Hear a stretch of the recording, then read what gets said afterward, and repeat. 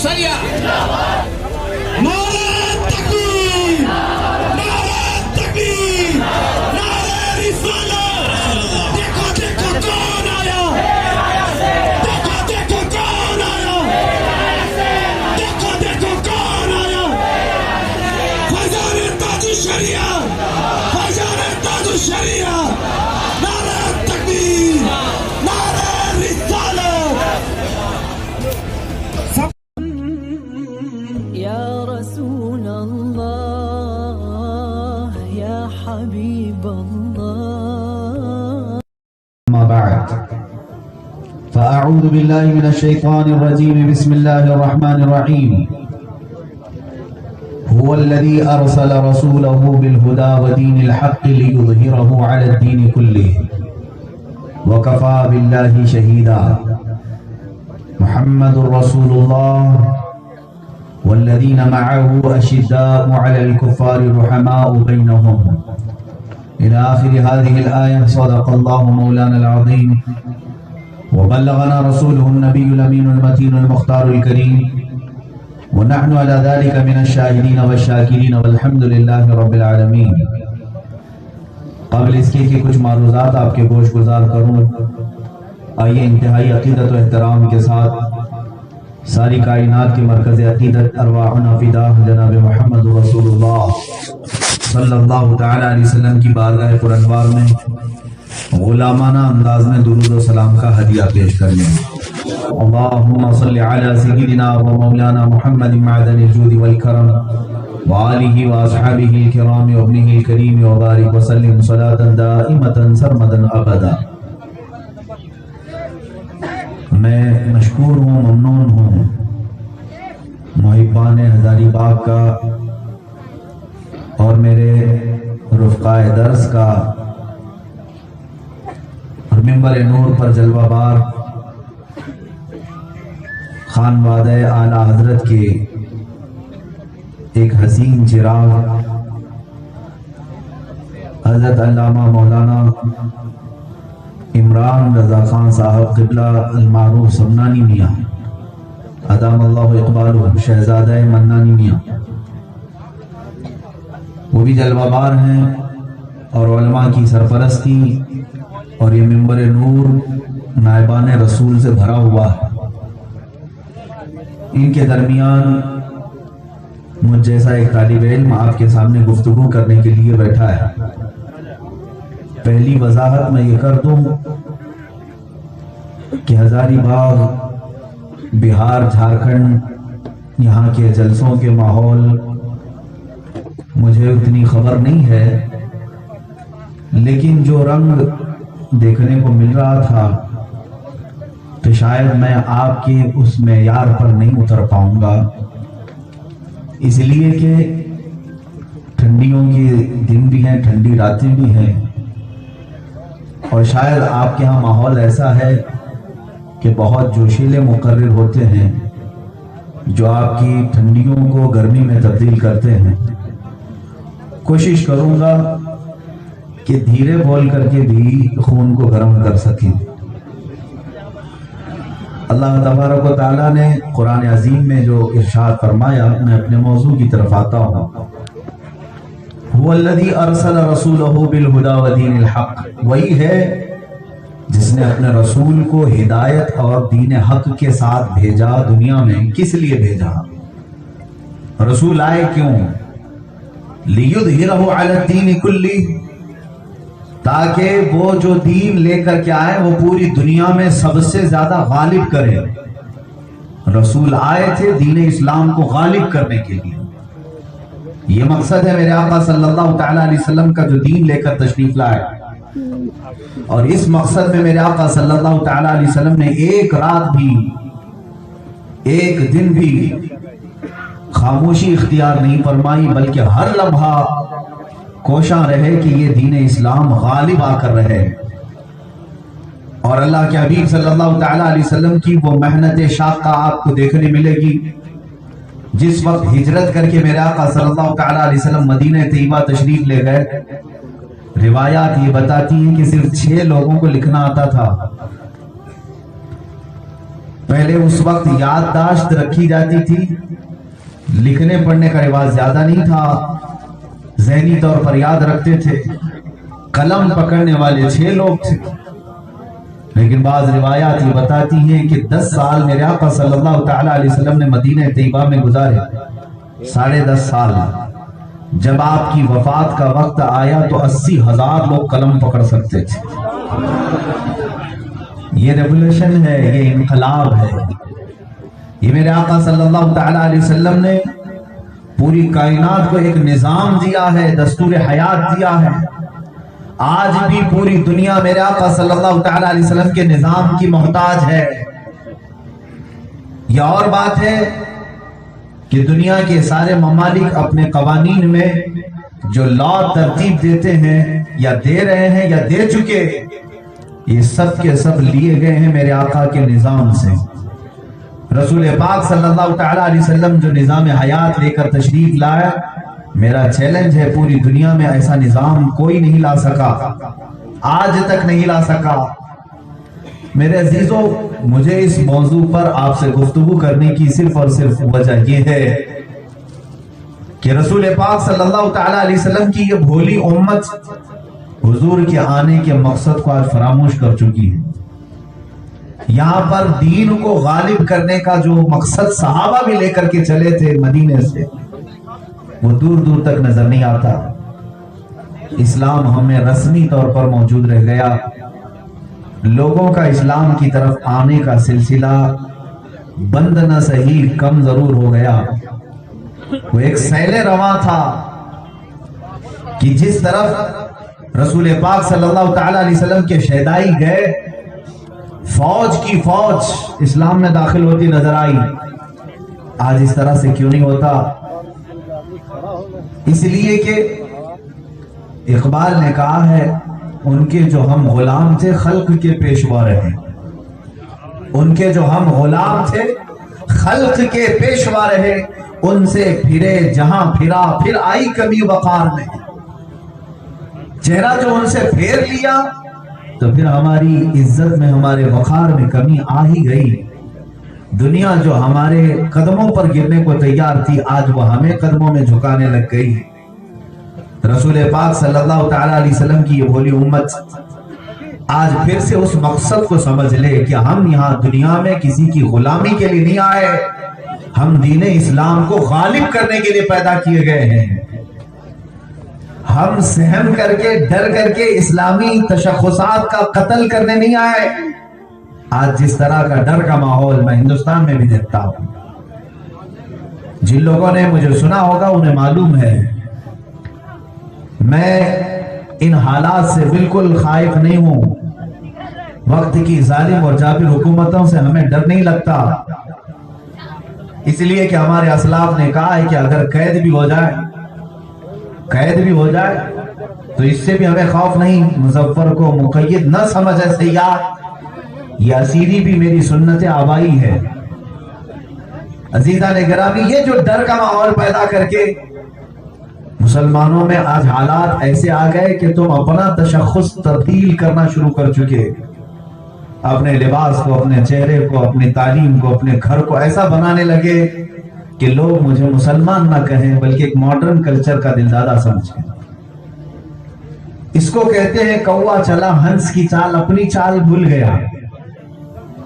تم آئے تھے تمہارا کلچر سب کو دینے کے لیے، اسلامک کلچر، رسول پاک کی سنتیں، رسول پاک کے اخلاق، پوری کائنات پر تم اس کا رنگ چھانے کے لیے آئے تھے، لیکن تم نے دوسروں کو اڈاپٹ کر لیا، دوسروں کے اخلاق لے لیا، اور میرے آقا صلی اللہ تعالی علیہ وسلم کی سنتیں کہاں رہ گئی؟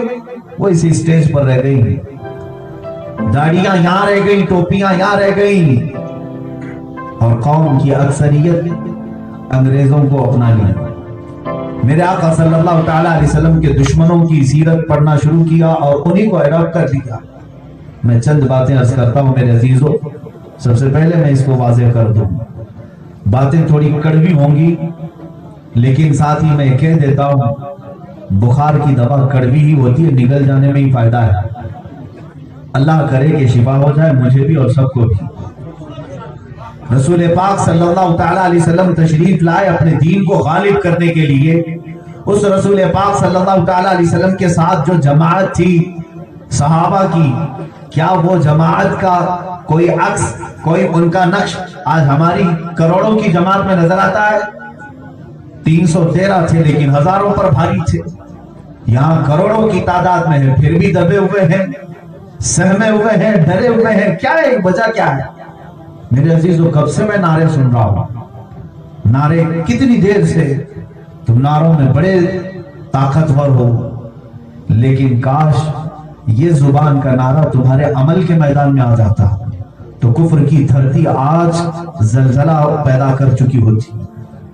ان کے ہاں زلزلے آ چکے ہوتے، اس لیے کہ میرے آقا صلی اللہ تعالیٰ علیہ وسلم کی جو منتخب جماعت ہے صحابہ، وہ میں تمہارے سامنے رکھوں گا تاکہ آپ کو پتا چلے کہ عشق رسول کہتے کسے ہیں، اور میرے آقا صلی اللہ تعالیٰ علیہ وسلم کے دین کے اس غالب کرنے کا مقصد کیسے پورا ہو سکتا ہے. یہاں گھر میں بیٹھ کر کے یا جلسوں میں آ کر کے صرف نعرہ لگانے سے دین غالب نہیں آئے گا. اللہ کے حبیب صلی اللہ تعالیٰ علیہ وسلم جس وقت صحابہ کو بلاتے، رات ہو کہ دن ہو کہ صبح ہو کہ شام ہو، کبھی انہوں نے نہ نہیں کہا. اللہ کے حبیب صلی اللہ تعالیٰ علیہ وسلم کے لیے وہ کیسی قربانیاں دیتے تھے جانتے ہیں آپ؟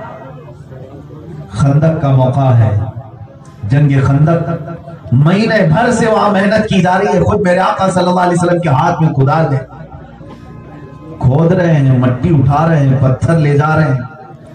رسول پاک صلی اللہ تعالیٰ علیہ وسلم کے وہ شہدائی صحابہ، ان کی زندگیاں سن لو میرے عزیزوں، تاکہ آپ کو پتہ چل جائے کہ اصل ہمارے جینے کا مقصد کیا ہے. ہم اس کی اس کی جے وجے کرتے ہوئے پوری دنیا زندگی ختم کر لے جاتے ہیں. جس کے لیے آئے تھے، جس کے لیے پیدا کیے گئے تھے، اسے نہیں سمجھ سکے. صحابہ اکرام کی جماعت خندق کھودتے کھودتے اتنی تھک چکی تھی کہ سامنے 10,000 سے زیادہ کا لشکر کفار و مشرکین کا موجود ہے. 3 بڑی بڑی جماعتیں مقابلے کے لیے آئی چند ہزار صحابہ کے لیے، اور صحابہ کی کیفیت یہ تھی کہ پورا دن بھوکے رہتے. ایک کھجور میرے آقا صلی اللہ تعالیٰ علیہ وسلم چوس کر دیتے، 10 صحابہ اسی کھجور پر گزارا کرتے. 10 صحابہ صرف کھجور چوس کر کے، ایک کھجور. فاقہ ایسا تھا، سارے صحابہ کے پیٹ پر پتھر بندھے تھے، رسول پاک صلی اللہ علیہ وسلم کے پیٹ پر 2 پتھر تھے. بھوک کی شدت، فاقہ کی شدت. سامنے کفار و مشرکین کس حالت میں تھے جانتے؟ صحابہ بیان فرماتے ہیں حدیث پاک میں، وہ یوں ہی نہیں آئے تھے، سارا ساز و سامان لے کر آئے تھے. تبلے بھی بج رہے تھے، ڈھول بھی بج رہے تھے. رات ہوتی تو ان کے چولہے جلتے، گوشت بھونا جاتا، روٹیاں پکائی جاتی، سالن کے شوربوں کی خوشبوئیں آتی تھی. 10,000 سے زیادہ کا لشکر جب کھانے بنا رہا تھا سامنے میدان میں، صحابہ فرماتے ہیں ان کے کھانوں کی خوشبو یہاں تک آتی تھی. لیکن صحابہ بھوک کے شدت کے عالم میں بھی پورا دن کھڑے رہتے.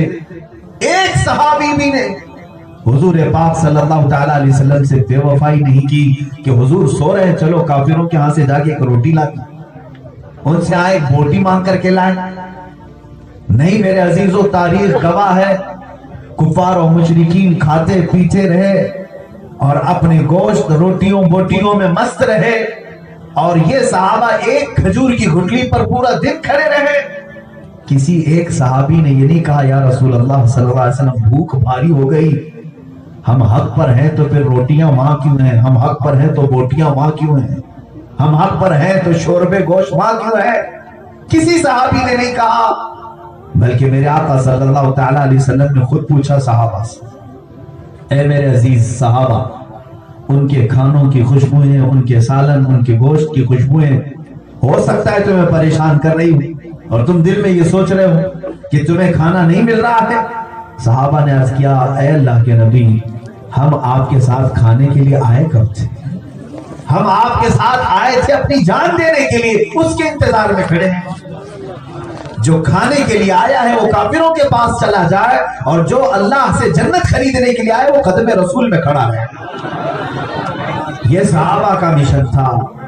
یہاں تو ایک روٹی دے کر 4 روٹی دے کر کے کوئی بھی پارٹی خرید لیتی ہے آج.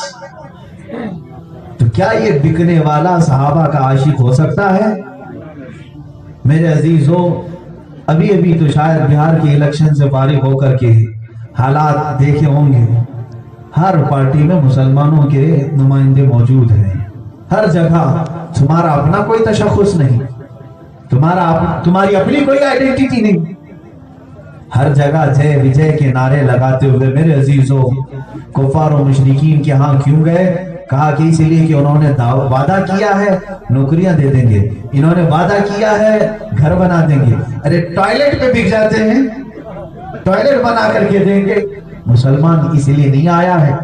ہونا تو یہ چاہیے تھا کہ سچا مسلمان ایسے حالات میں یہ عہد کر لے کہ اگر تو ہمیں خریدنا چاہتا ہے یا اپنی پارٹی میں اپنے ووٹ لینا چاہتا ہے تو میری ایک شرط ہے کہ چل قانون بنا کہ آج سے ہندوستان میں کبھی کوئی میرے نبی کی گستاخی نہیں کرے گا. کسی نے مطالبہ کیوں نہیں کیا؟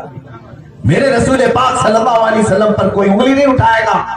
میں اپنے آپ کو سپرد کر دیتا ہوں، اس لیے کہ ہماری زندگیاں اپنے لیے نہیں ہے میرے عزیزوں، اپنے نبی کے لیے.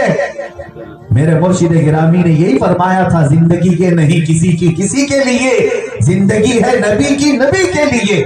نہ سمجھ مرتے ہیں جینے کے لیے، نہ سمجھ مرتے ہیں زندگی کے لیے، جینا مرنا ہے سب کچھ نبی کے لیے. ہمارا جینا مرنا سب کچھ کس کے لیے ہے؟ نبی کے لیے ہے. اور یہی فاضل بریلوی امام اہل سنت نے فرمایا ہے، دہن میں زبان تمہارے لیے، بدن میں ہے جان تمہارے لیے، ہم آئے یہاں تمہارے لیے، اٹھے بھی وہاں تمہارے لیے. ہماری زندگیاں رسول پاک کے لیے ہیں. بدر کا میدان ہے، صحابہ اکرام کی جماعت ہے. یہاں بھی چند تلواریں ہیں، چند تلواریں، سب کے پاس نہیں. 313 سب کے پاس تلواریں نہیں، لکڑیاں لے کر آئے. رسول پاک صلی اللہ تعالی علیہ وسلم نے میدان جنگ میں جنگ چھڑنے سے پہلے پوچھ بھی لیا ایک بار، اے میرے صحابہ مشورہ چاہتا ہوں، تم میں سے جو جانا چاہے واپس جا سکتا ہے، حالات سخت ہیں، کوئی اگر جانا چاہے تو جا سکتا ہے، تم کیا مشورہ دیتے ہو؟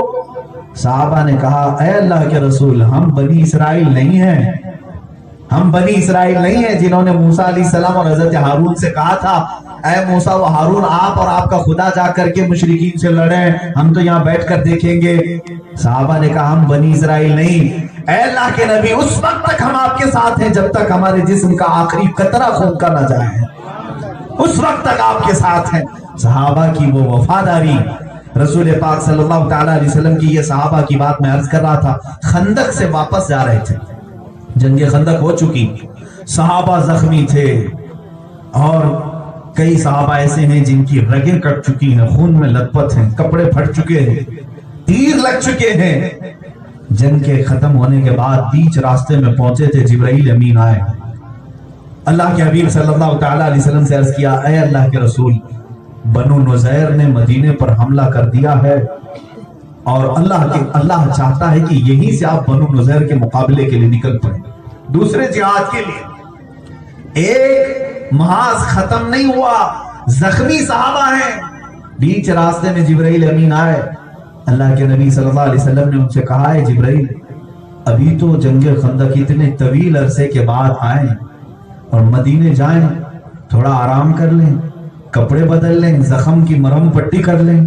جبرائیل امین نے کہا، اے اللہ کے رسول، رب تعالیٰ کی منشا تو یہ ہے کہ آپ یہیں سے چلیں.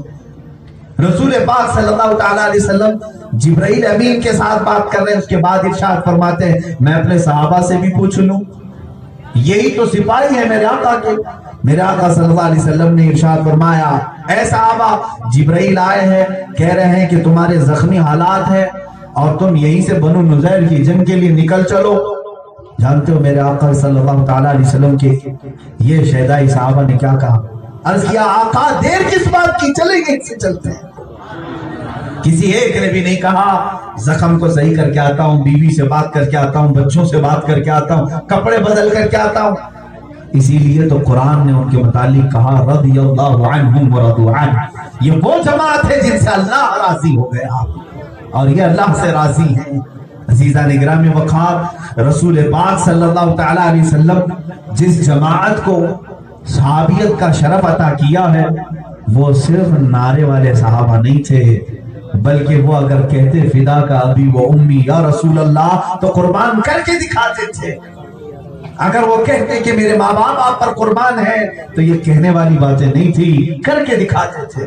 رسول پاک صلی اللہ تعالی علیہ وسلم احد کے میدان میں جنگ احد کا پانسا پلٹ گیا تھا، 70 مسلمانوں کی شہادت ہوئی تھی، صحابہ اکرام 70 شہید ہوئے۔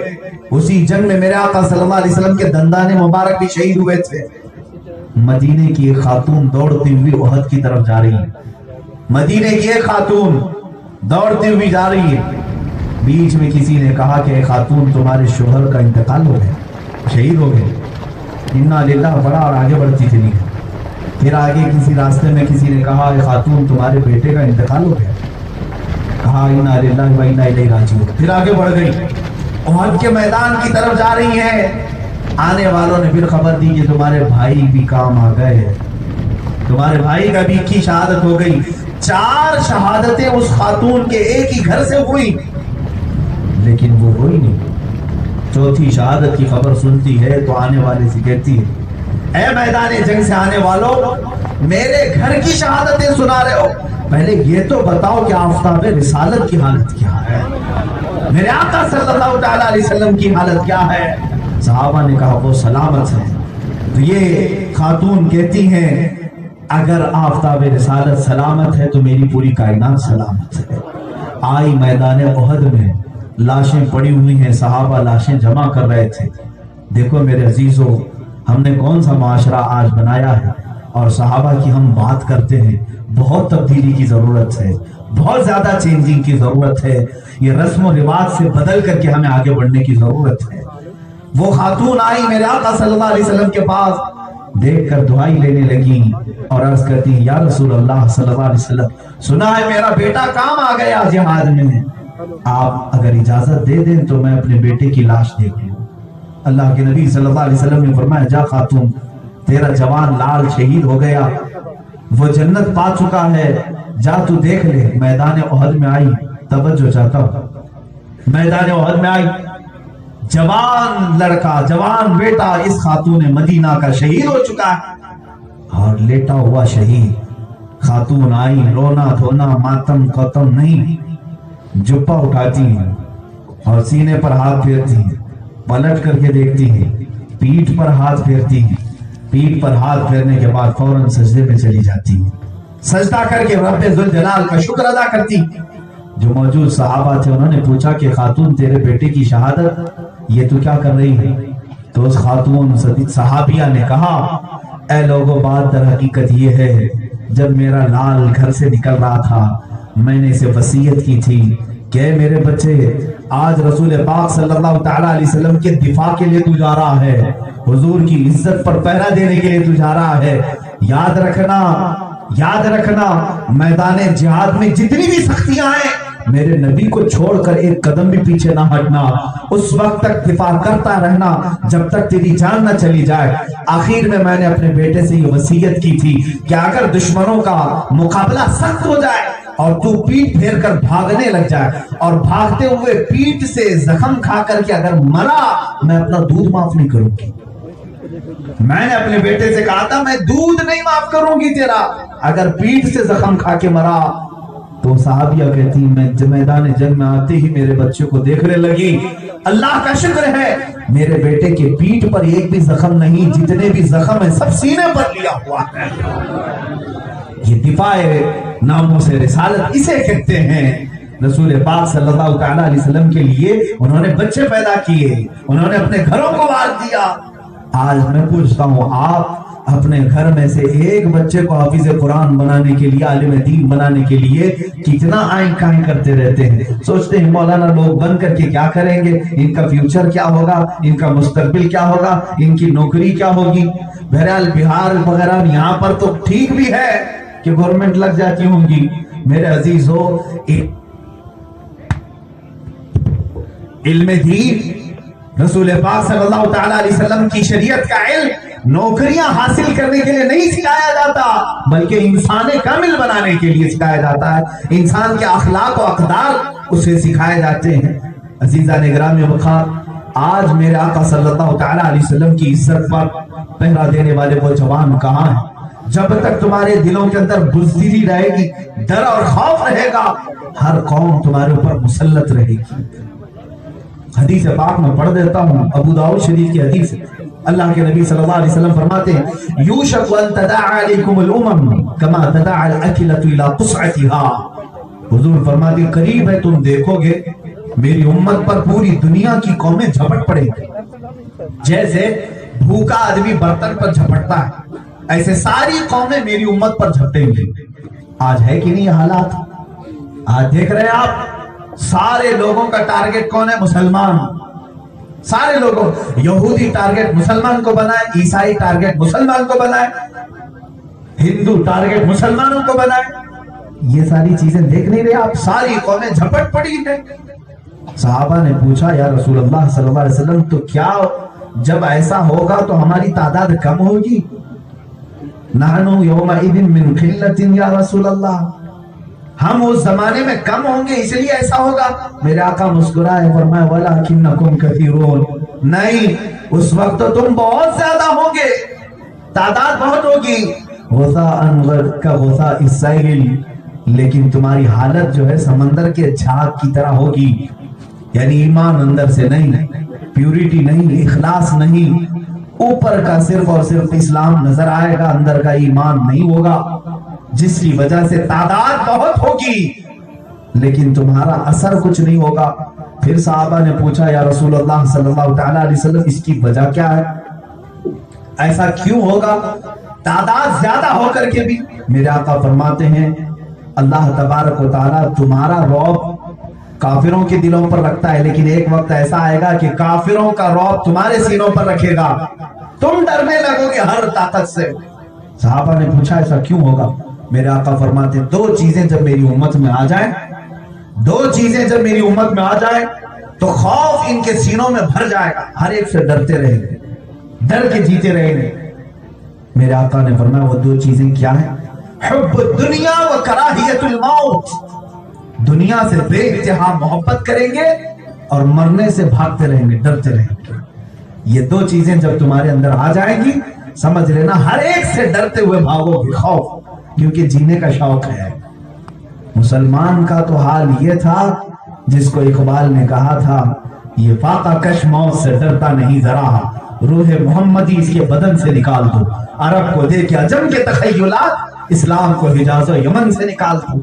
یہ انگریزوں نے کہا تھا، اس کی ترجمانی کرتے ہوئے اقبال نے بیان کیا ہماری صفت تو یہ تھی کہ ہم کفن پر دوش کہلاتے، ہمیں موت سے ڈر نہیں تھا، اس لیے کہ موت ہمارے لیے نور کی شکل لے کر آتی ہے، ہم مرتے ہیں تو شاعروں کو تو سنا ہوگا نا آپ، ہم تو اس لیے مرتے ہیں کہ ہمارے نبی کا دیدار ہونا، رب تبارک و تعالیٰ کی ملاقات ہونی، لیکن یہ موت کا خوف آج ایسا مسلط ہو چکا کہ تمہاری زندگیاں بدلنے لگ گئی۔ مجھے بتاؤ اے نوجوانوں تمہارے اخلاق اسلامی اخلاق سے بدل کیوں گئے؟ داڑھی رکھنے میں شرم کیوں آنے لگی؟ یا تو شرم آ رہی ہے یا تو ڈر لگ رہا ہے کہ داڑھی دیکھ کر کے کہیں مجھے آتنکواد نہ سمجھ لیں اور مجھے مار نہ دیں، یا تو پھر ماڈرن کلچر میں رہتا ہے چند لوگوں کو راضی کرنے کے لیے میرے نبی کی سنتوں کو چھلا کر گٹر میں پھینک دیتا ہے۔ دو ہی چیزیں ہوں گی، یا تو شرم یا تو ڈر۔ حال یہ ہے کہ 5 کلو کی جینز پہننے والا 50 گرام کی ٹوپی نہیں رکھ سکتا، بیلٹ تو رکھ سکتا ہے، چین تو رکھ سکتا ہے، لیکن ٹوپی مسجد میں آ کر بھاڑے کی ٹوپی ڈھونڈتا ہے، خیراتی ٹوپی ڈھونڈتا ہے۔ اگر مسجدوں میں ٹوپیاں نہ رکھی جائیں تو ناراض بھی ہوتا ہے۔ تمہارا اپنا ہتھیار تمہارے پاس کچھ بھی نہیں۔ سکھ تو 5-5 کلو کی پگڑی پہن کر کے پوری زندگی گزار دیتے ہیں۔ میرے عزیزو جب تم اپنے آپ سے میرے نبی کی تمام چیزیں نکال کر پھینکتے جاؤ گے اللہ کی مدد نہیں آئے گی، نہیں آئے گی، تمہیں واپس اسی راستے پر آنا ہوگا جس راستے پر میرے رسول کے صحابہ تھے۔ اگر آپ یہ سوچتے ہو کہ کامیابی یہاں پر ہے تھوڑا میں ماڈرن بن جاؤں، نہ، کامیابی صرف گنبد خضرا کے چھاؤں کے نیچے ہے۔ ہمارے لیے کامیابی کا زمرہ صرف وہاں پر ہے۔ رسول پاک صلی اللہ تعالیٰ علیہ وسلم کو چھوڑ کر کے اگر تم سوچتے ہو میں کامیاب ہو جاؤں، تو ہم نے دیکھا ہے ایسے بہتوں کو جو در در کی ٹھوکریں کھاتے ہمارے استاد گرامی فرماتے تھے کہ ایک صاحب آئے علامہ صاحب کے پاس، بخاری شریف پڑھانے والے استاد تقریباً 42 سال سے بخاری شریف پڑھا رہے تھے. ایک ماڈرن جینٹل مین آئے جن کو مسلمان دیکھنے میں تو لگتے ہیں لیکن تنقید کرنے والے. کہا کہ علامہ صاحب 42 سال ہو گئے بخاری بخاری بخاری اسی میں پڑے ہوئے ہو. لوگ چاند تک پہنچ گئے، سورج کی کرنیں لینے لگے، آسمانوں میں پہنچ گئے، انگریز کہاں تک ترقی کر گئے، تم تو خالی بخاری مسلم ہی کرتے رہ گئے. علماء کو ٹونٹ مار رہے تھے، تانا مار رہے تھے. ہمارے حضرت نے فرمایا ٹھیک ہے، وہ انگریز تو آسمانوں پہ پہنچ گئے، چاند پر پہنچے، پلین میں پہنچے، اور میں مدینے تک پہنچا. تو اپنی سوچ تو نہ وہاں پہنچا نہ یہاں پہنچا.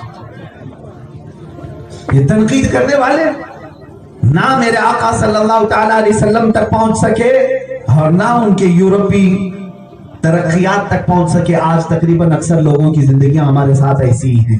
عزیزان گرامی اوقات، میں خوف اور ڈر کے ماحول سے آپ کو نکال کر واپس اس ماحول میں لانے کی دعوت ضرور دوں گا جو رسول پاک صلی اللہ تعالیٰ علیہ وسلم کے صحابہ نے اپنایا. میرے آقا صلی اللہ تعالیٰ علیہ وسلم کی جماعت جہاں گئی وہاں اپنے اخلاق چھوڑائے، نہ کہ ان لوگوں کے اخلاق لی، ان لوگوں کی عادتیں نہیں لی، اپنے اخلاق ان کے اوپر چھوڑائے. یہاں پر انگریز آئے، چند سالوں میں اپنے تمام کلچر کو تمہارے اوپر پھوڑ کر چلے گئے اور تمہیں لے گئے. الحمدللہ آج بھی علماء محفوظ ہیں ان کے کردار کو اور ان کے کلچر کو اپنانے سے، لیکن آپ ان علماء کو ہلکا سمجھتے ہیں. یہ ان کو سمجھتے ہیں کہ ان کے پاس کچھ ہوتا نہیں ہے، اور پینٹ شرٹ پہننے والا، جینس ٹی شرٹ پہننے والا تو بہت ماڈرن ہوتا ہے، اور فلمی اسٹار بن جانے کو سمجھتا ہے کوئی کہ بہت ماڈرن ہو جاتا ہے. میں یہاں ایک بات بتا دوں، میں نے ایک روایت پڑھی تھی جو حالات زمانہ کے اعتبار سے ہے. حضور پاک صلی اللہ تعالیٰ علیہ وسلم کے پاس ایک بار شہد کا پیالہ پیش کیا گیا. آپ شہد کا پیالہ اٹھائے اور پھر کسی چیز کو اس طرح دھکا دے کر کے دور کیا. شہد کا پیالہ نیچے رکھا، دوبارہ اٹھایا، پھر ہاتھوں سے اس طرح کسی چیز کو دور کیا، پھر تیسری مرتبہ اٹھایا، رونے لگ گئے. میرے آقا صلی اللہ علیہ وسلم کی آنکھوں میں آنسو آ گئے. توجہ چاہتا ہوں میرے عزیزوں. صحابہ نے پوچھا کہ آقا کوئی چیز دکھ تو نہیں رہی تھی؟ نہ مکھی حضور کی قریب آتی تھی، نہ مچھر قریب آتا تھا، پھر آخر کس چیز کو آپ ہٹا رہے تھے؟ رسول پاک صلی اللہ علیہ وسلم فرماتے ہیں میرے صحابہ، پہلی مرتبہ جب میں نے شہد کے پیالے کو اٹھایا تو دنیا میرے پاس حسن و جمال لے کر کے آئی، خوبصورت عورتیں لے کر آئی، اور کہا کہ اے اللہ کے نبی میرا حسن قبول کر لیں، ایک سے ایک حسینہ آپ کی بارگاہ میں پیش کر دوں. میرے آقا نے فرمایا مجھے تیرے حسن کی ضرورت نہیں، میں نے دور کر دیا، حسن و جمال کو دھکا دے کر دور کیا. دوسری مرتبہ جب میں نے پیالہ اٹھایا تو دنیا دوبارہ میرے پاس آئی، پورے سیم و زر جواہرات مال و دولت لے کر کے. کہا اے اللہ کے نبی میرے زر و جواہرات اور دولت کو قبول کر لیں، آپ کے لیے محلات کی ایک قطار لگا دوں. اللہ کے نبی صلی اللہ علیہ وسلم نے فرمایا مجھے فقر پسند ہے، تیری دولت تو لے جا، دھکا دے کر دور کر دیا. اب تیسری مرتبہ کیا ہوا؟ حضور فرماتے ہیں جب تیسری مرتبہ میں نے پیالہ اٹھایا تو دنیا آئی اور کہا اے اللہ کے نبی آپ نے نہ میرے حسن و جمال کو قبول کیا، نہ میرے دولت و مال کو قبول کیا، آپ نے دونوں چیزوں کو دھکا دے کر دور کر دیا. لیکن میں یہ کہتی ہوں آپ کے بعد آپ کی امت ایسا نہیں کر سکے گی، وہ مجھے لے لے گی اور آپ کو چھوڑ دے گی. بعض اوقات میں میرا حسن لے لے گی، میرا مال لے لے گی، آپ کو چھوڑ دے گی. حضور فرماتے ہیں اس کی اس بات پر مجھے رونا ہے، کیا میری امت مجھے چھوڑ دے گی؟ اے میرے عزیزو یہ وہی زمانہ تو اب نہیں آ گیا کہ آج ہم اپنے چند سکوں کے لیے اپنے نبی سے دور ہو گئے. آج ہم حسن و جمال کی وجہ سے میرے آقا سے دور نظر آئے. کتنے تو حادثے ہم سنتے ہیں محبوباؤں کے لیے، یہاں تو آتم ہتیا ہو جاتی، سوسائڈ ہو جاتے ہیں، لڑکی نہیں ملی سوسائڈ کر لیا. کتنے عاشق معشوق مرتے رہتے ہیں. دیکھا آپ نے حسن و جمال کے لیے تم جان تک دینے کو تیار، اور اس حبیب خدا صلی اللہ تعالیٰ علیہ وسلم کے لیے وقت دینے کو بھی نہیں تیار. تو یہی تو کہا تھا اس دنیا نے کہ آپ کو چھوڑ کر کے یہ دنیا کے حسن و جمال کے پیچھے پڑ جائے گا. آج نوجوانوں کی ایک بڑی تعداد سوشل میڈیا یوز کرتی ہے. ذرا اپنے فرینڈ لسٹ نکال کر کے دیکھو، नौजवान लड़के का एक ट्रेंड ये होता है कि मेरी फ्रेंड लिस्ट खूबसूरत लड़कियों से भरी होनी चाहिए। हर एक की तमन्ना ख्वाहिश। यही तो दुनिया ने मेरे नबी से कहा था कि आपकी उम्मत मेरे हुस्न जमाल के पीछे पड़ जाएगी। ऐ नौजवानों, जिसके पास कायनात का सबसे हसीन आका है, उसकी आंखें दुनिया के हुस्न में कैसे मगन हो गई, कैसे डूब गई। काश हम अपनी आंखें सलामत रखते, सिर्फ इसलिए कि मुझे दुनिया के हुस्न के धोखे में नहीं रहना है, इसलिए कि आंखें रखा हूं दीदार मुस्तफा के। कुछ ऐसा कर दे मेरे किरदार आंखों में, हमेशा नक्श रहे रोए यार आंखों में। उन्हें न देखा तो किस काम की है ये आंखें, कि देखने की है सारी बहार आंखों में। दौलत और माल के लिए रसूल पाक सल्लल्लाहु अलैहि वसल्लम से दूर होते हुए उन सेठों को भी हमने देखा, मालदारों को भी देखा, जिनके पास नमाज के बाद तो शेर सलाम पढ़ने का भी वक्त नहीं है। मेरे नबी सल्लल्लाहु अलैहि वसल्लम की बारगाह में दुरूद के लिए खड़े होने का वक्त नहीं। प्यूरिफाइंग सोल जिया, हमारे चैनल को सब्सक्राइब करिए। तो आत्महत्या हो जाती, सुसाइड हो जाते हैं। लड़की नहीं मिली, सुसाइड कर लिया। कितने आशिक माशूक मरते रहते हैं, देखा आपने। हुस्न जमाल के लिए तुम जान तक देने को तैयार, और उस हबीबे खुदा सल्लल्लाहु अलैहि वसल्लम के लिए वक्त देने को भी नहीं तैयार। तो यही तो कहा था उस दुनिया ने कि आपको छोड़ करके ये दुनिया के हुस्न जमाल के पीछे पड़ जाएगा। आज नौजवानों की एक बड़ी तादाद सोशल मीडिया यूज करती है। जरा आपने फ्रेंड लिस्ट निकाल करके देखो।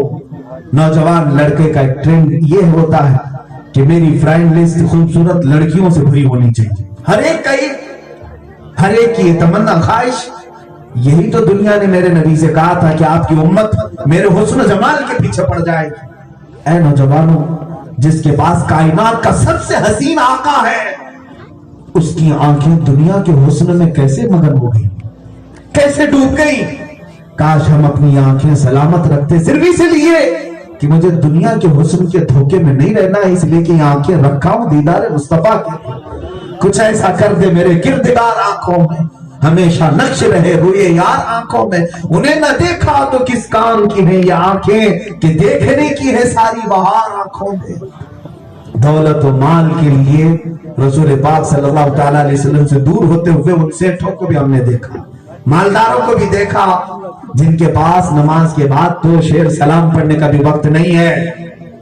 मेरे नबी सल्लल्लाहु अलैहि वसल्लम की बारगाह में दुरूद के लिए खड़े होने का वक्त नहीं देखा होगा आपने। बिजनेस है, नौकरी है, जल्दी जाना है, मुझे सब नमाज छोड़ करके भागना है, हुजूर पर दुरूद पढ़ने तक का वक्त नहीं मिला। तुम्हारे माल ने तुम्हें नबी से दूर किया, हुस्न जमाल ने नबी से दूर किया। तुम्हें ये नहीं मालूम कि तुम्हारे आका ने तुम्हारे लिए कितना रोया। रसूल पाक सल्लल्लाहु अलैहि वसल्लम की कौन सी ऐसी रात है जिसमें वो आपको याद नहीं करते थे।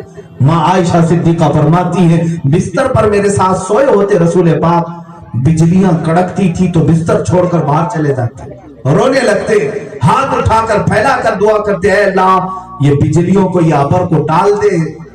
हजरत आयशा पूछती हैं, आप जब भी बिजलियां आती हैं, कड़क आती है, क्यों रोते आप, क्यों आप इस तरह बारगाह रब में हाथ फैलाते। इरशाद फरमाते हैं रसूल पाक, ऐ आयशा, पिछली उम्मतों पर जब अजाब आता था तो पहले अबर आता था, बिजलियां कड़कती थी, फिर अजाब आ जाता। जब भी बिजली कड़कती है तो मुझे डर लगता है कि कहीं मेरी उम्मत पर अजाब ना आए।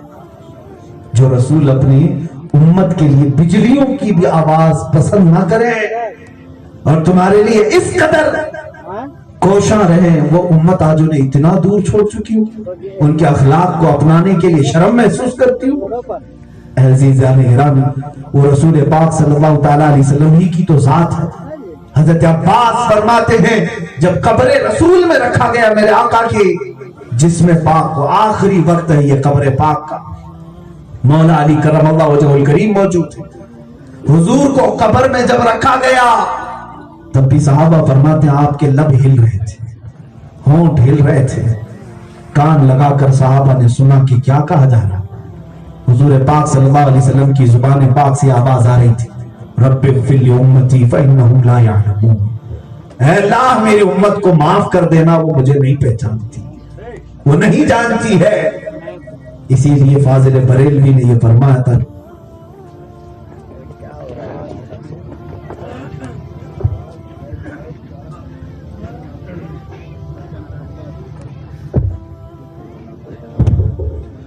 ارشاد فرماتے ہیں جو نہ بھولا ہم غریبوں کو رضا, جو نہ بھولا ہم غریبوں کو رضا, یاد اس کی اپنی عادت کیجیے.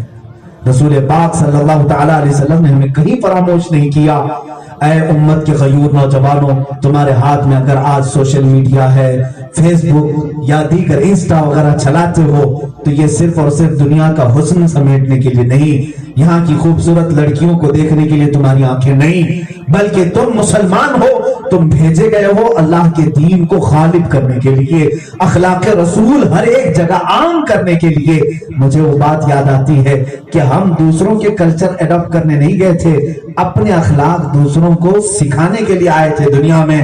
ملک شام کی ہی بات ہے, ایک بادشاہ قید میں آیا حضرت عمر فاروق رضی اللہ تعالیٰ عنہ کے پاس, روم یا شام کا, تو اس سے حضرت عمر فاروق نے فرمایا کہ تو اسلام قبول کر لے, تجھے تیری بادشاہت واپس لوٹا دی جائے, تیرے علاقے کی حکومت تیرے پاس رہے گی. اس نے کہا نہ, میں عیسائی ہوں, کٹر مذہبی, نہیں بدل سکتا. حضرت عمر فاروق رضی اللہ تعالیٰ عنہ نے فرمایا پھر تو میں تجھے قتل کر دوں گا. اس نے کہا قتل کر لوں, میں میرا دین تو نہیں چھوڑوں گا, اس بادشاہت کے لیے, اس کرسی کے لیے دین تو نہیں بدلوں گا.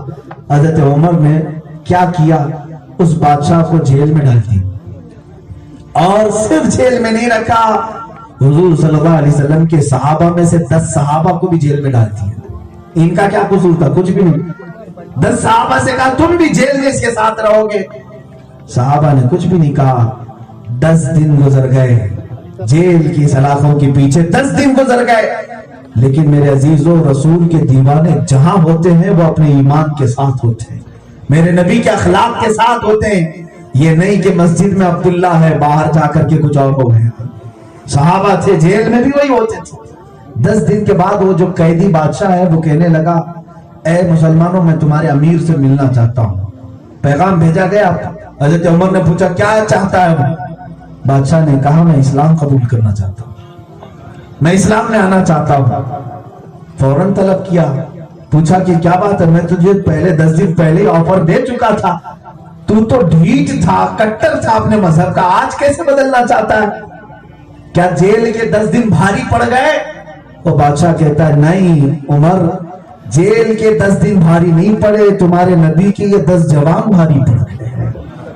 اس لیے کہ ان کی صبحیں دیکھا, ان کی شامیں دیکھا, ان کے دن و رات دیکھا, ان کے بیٹھنے کے طریقے, ان کے سونے کے طریقے, ان کے کھانے کے طریقے, یہ بتاتے ہیں کہ یہ جھوٹوں کی جماعت نہیں ہو سکتی. دل نے پکارا اس لیے میں اسلام کی طرف آتا ہوں. ہم آئے تھے یہاں دنیا میں اسی لیے کہ اپنے نبی کے اخلاق عام کریں, دوسروں کو اپنے پیغامات پہنچائیں, نہ یہ کہ آپ دوسروں کے ہم بھیک مانگنے کے لیے کھڑے ہو جائیں. آج حالات ایسے ہیں. چند دن پہلے کی بات ہے, ہمارے علاقے کے بڑے صاحب ہیں, انہوں نے کہا اپنے بچے کو میں انگلش میڈیم اسکول کے لیے ایڈمیشن کے لیے لے کر کے گیا, تو وہاں کی پرنسپل نے دھتکار دیا اور بڑے سخت جملے اس نے کہا مجھے ایکشن لینا ہے, فلاں فلاں. کہا کیا ہوا؟ کہا کہ اس نے کہا کہ تمہارے گھروں میں پڑھائی ہوتی نہیں, مسلمانوں کے ہاں کھیل کود زیادہ ہوتا ہے, ہمارے اسکول کی امیج خراب ہو سکتی ہے, تمہارا بچہ پڑھ نہیں پائے گا, جاؤ دوسرے اسکول میں ڈال دو. اور یہ ریکویسٹ پہ ریکویسٹ کر رہے ہیں, پیسے ڈبل دینے کی بات کر رہے ہیں کانوینٹ میں ڈالنے کے لیے عیسائیوں کے. افسوس ہوا اس دن. میں نے مصر میں دیکھا تھا, وہاں کے لائبریریوں میں کچھ خط رکھے ہوئے ہیں, اٹلی کے, یورپ کے بادشاہ اسپین کے مسلمانوں کو خط لکھتے تھے بادشاہ کہ ہمارے ایک بیٹے کو عربی علماء کے پاس پڑھنے کی موقع دیا جائے. اسپین میں جب اسلامی حکومت تھی تو یورپ کے بادشاہ اپنے شہزادوں کو بھیجتے تھے کہ عرب کے علماء کے پاس 1-2 سال رہ کر کے آؤ, کامیاب ہو جاؤ گے. آج بھی وہ خط موجود ہے جو بادشاہوں کے لکھے ہوئے ہیں مسلمان علماء کی طرف کہ ہمارے بچوں کو آپ گود لے لیں, کچھ پڑھا دیں, کچھ پڑھا دیں. پوری دنیا میں یہ مشہور تھا کہ علم اگر کہیں سے پھیلا ہے تو میرے نبی کے ذریعے سے ہے, اور انہی کے صحابہ سب جگہ حاکم تھے. لیکن یہ حالات ایسے کیسے بدلے کہ ہم آج علم میں, ایجوکیشن میں ان کے غلام, ہر چیز میں ان کے غلام. اسی لیے اقبال نے فیصلہ کن یہ بات کہی تھی, ان کے جو ہم غلام تھے خلق کے پیشوا رہے، ان سے پھرے جہاں پھرا پھرائی کمی وقار۔ جہاں تم پھرو گے، رسول پاک صلی اللہ تعالیٰ علیہ وسلم کے ایک حکم کو نہ ماننے کی سزا کیا معلوم ہے؟ ایک حکم کو، یا ہزاروں احکام چھوڑے بیٹھے ہوئے ہیں، ہزاروں احکام چھوڑے بیٹھے۔ جنگ احد میں حضور پاک صلی اللہ تعالیٰ علیہ وسلم نے ایک ٹیلے پر 50 تیر انداز صحابہ کو کھڑا کیا تھا۔ جنگ کا نقشہ آپ کو بتا رہا ہوں، میدان نیچے ادھر مسلمان ہے، ادھر کافر ہے، اوپر ایک چھوٹی سی پہاڑی ہے، اس پر میرے آقا نے تیر انداز صحابہ کو کھڑا کیا تھا۔ وہ لوکیشن بہت بہتر تھا، کافر جیسی سامنے آتے وہ اوپر والے تیر مار دیتے تھے، کوئی قریب نہیں آ پا رہا تھا۔ یہ جو اونچی ٹیلے کا لوکیشن تھا وہ میرے نبی کے پاس تھا۔ صحابہ کو حضور نے یہ کہا تھا جب تک میں نہ کہوں نیچے نہ آنا، جب تک میں نہ کہوں نیچے نہ آنا۔ ہوا یہ کہ جنگ گھماسان کی چلتی رہی، کفار و مشرکین میدان چھوڑ کر بھاگ گئے، جنگ کامیاب فتح ہو گئی۔ احد کی بات کر رہا ہوں، جنگ احد کی، ڈر کے بھاگے سب۔ تو مسلمان جو صحابہ نیچے تھے وہ مال غنیمت جمع کرنے میں لگ گئے، جلدی جلدی مال غنیمت جمع کرو جو وہ چھوڑ کر کے گئے۔ اوپر جو 50 تیر انداز صحابہ تھے، ان میں سے بعض صحابہ نے کہا کہ حضور نے فرمایا تھا جب تک جنگ نہ ہو جائے تب تک کی بات ہے، چلو ہم بھی اترتے ہیں۔ بعض صحابہ نے کہا نہیں، حضور نے کہا جب تک میں نہ کہوں تب تک نہ اترنا۔ صحابہ میں یہاں اس بات میں اختلاف ہوا، 40 صحابہ نیچے آتے، 10 صحابہ رہ گئے۔ اکثر صحابہ نیچے آ گئے اور 10 ہی صحابہ رہ گئے، وہ ڈٹے رہے۔ خالد بن ولید کافروں کی طرف سے آئے ہوئے تھے، دیکھا کہ یہ لوکیشن خالی ہے جو ان کے لیے بہت مشکل پیش آ رہی تھی، وہ تیر مارتے تھے۔ 200 گھوڑوں کو لے کر کے خالد بن ولید پیچھے سے آ کر یہ 10 صحابہ کو شہید کر دیا، اور پھر جو مسلمان مال غنیمت جمع کر رہے تھے ان پر حملہ کیا۔ جو کافر بھاگے تھے ان کو بھی بلا لیا، تو ادھر سے بھاگے ہوئے واپس آئے، ادھر سے 200 واپس پلٹ کر کے ان پر حملہ کیا۔ مسلمان بیچ میں پس گئے، 70 جانیں چلی گئی، میدان سے پیچھے ہٹنا ہوا، پیچھے قدم لینا پڑا۔ اور اس کے بعد یہی وہ جنگ ہے جس میں امیر حمزہ رضی اللہ تعالیٰ عنہ کا سینہ چاک کر کے کلیجہ چھپایا گیا تھا۔ عبداللہ بن جحش رضی اللہ تعالیٰ عنہ جن کی انگلیاں کاٹی گئی، ناک کاٹی گئی، کان کاٹے گئے، ہونٹ کاٹے گئے، سب ٹکڑے ٹکڑے کر کے کافر نے ہار بنا کر کے رسی میں پہن لیا تھا۔ یہ وہ جنگ تھی، صحابہ کو سخت اذیتیں دی گئی تھی۔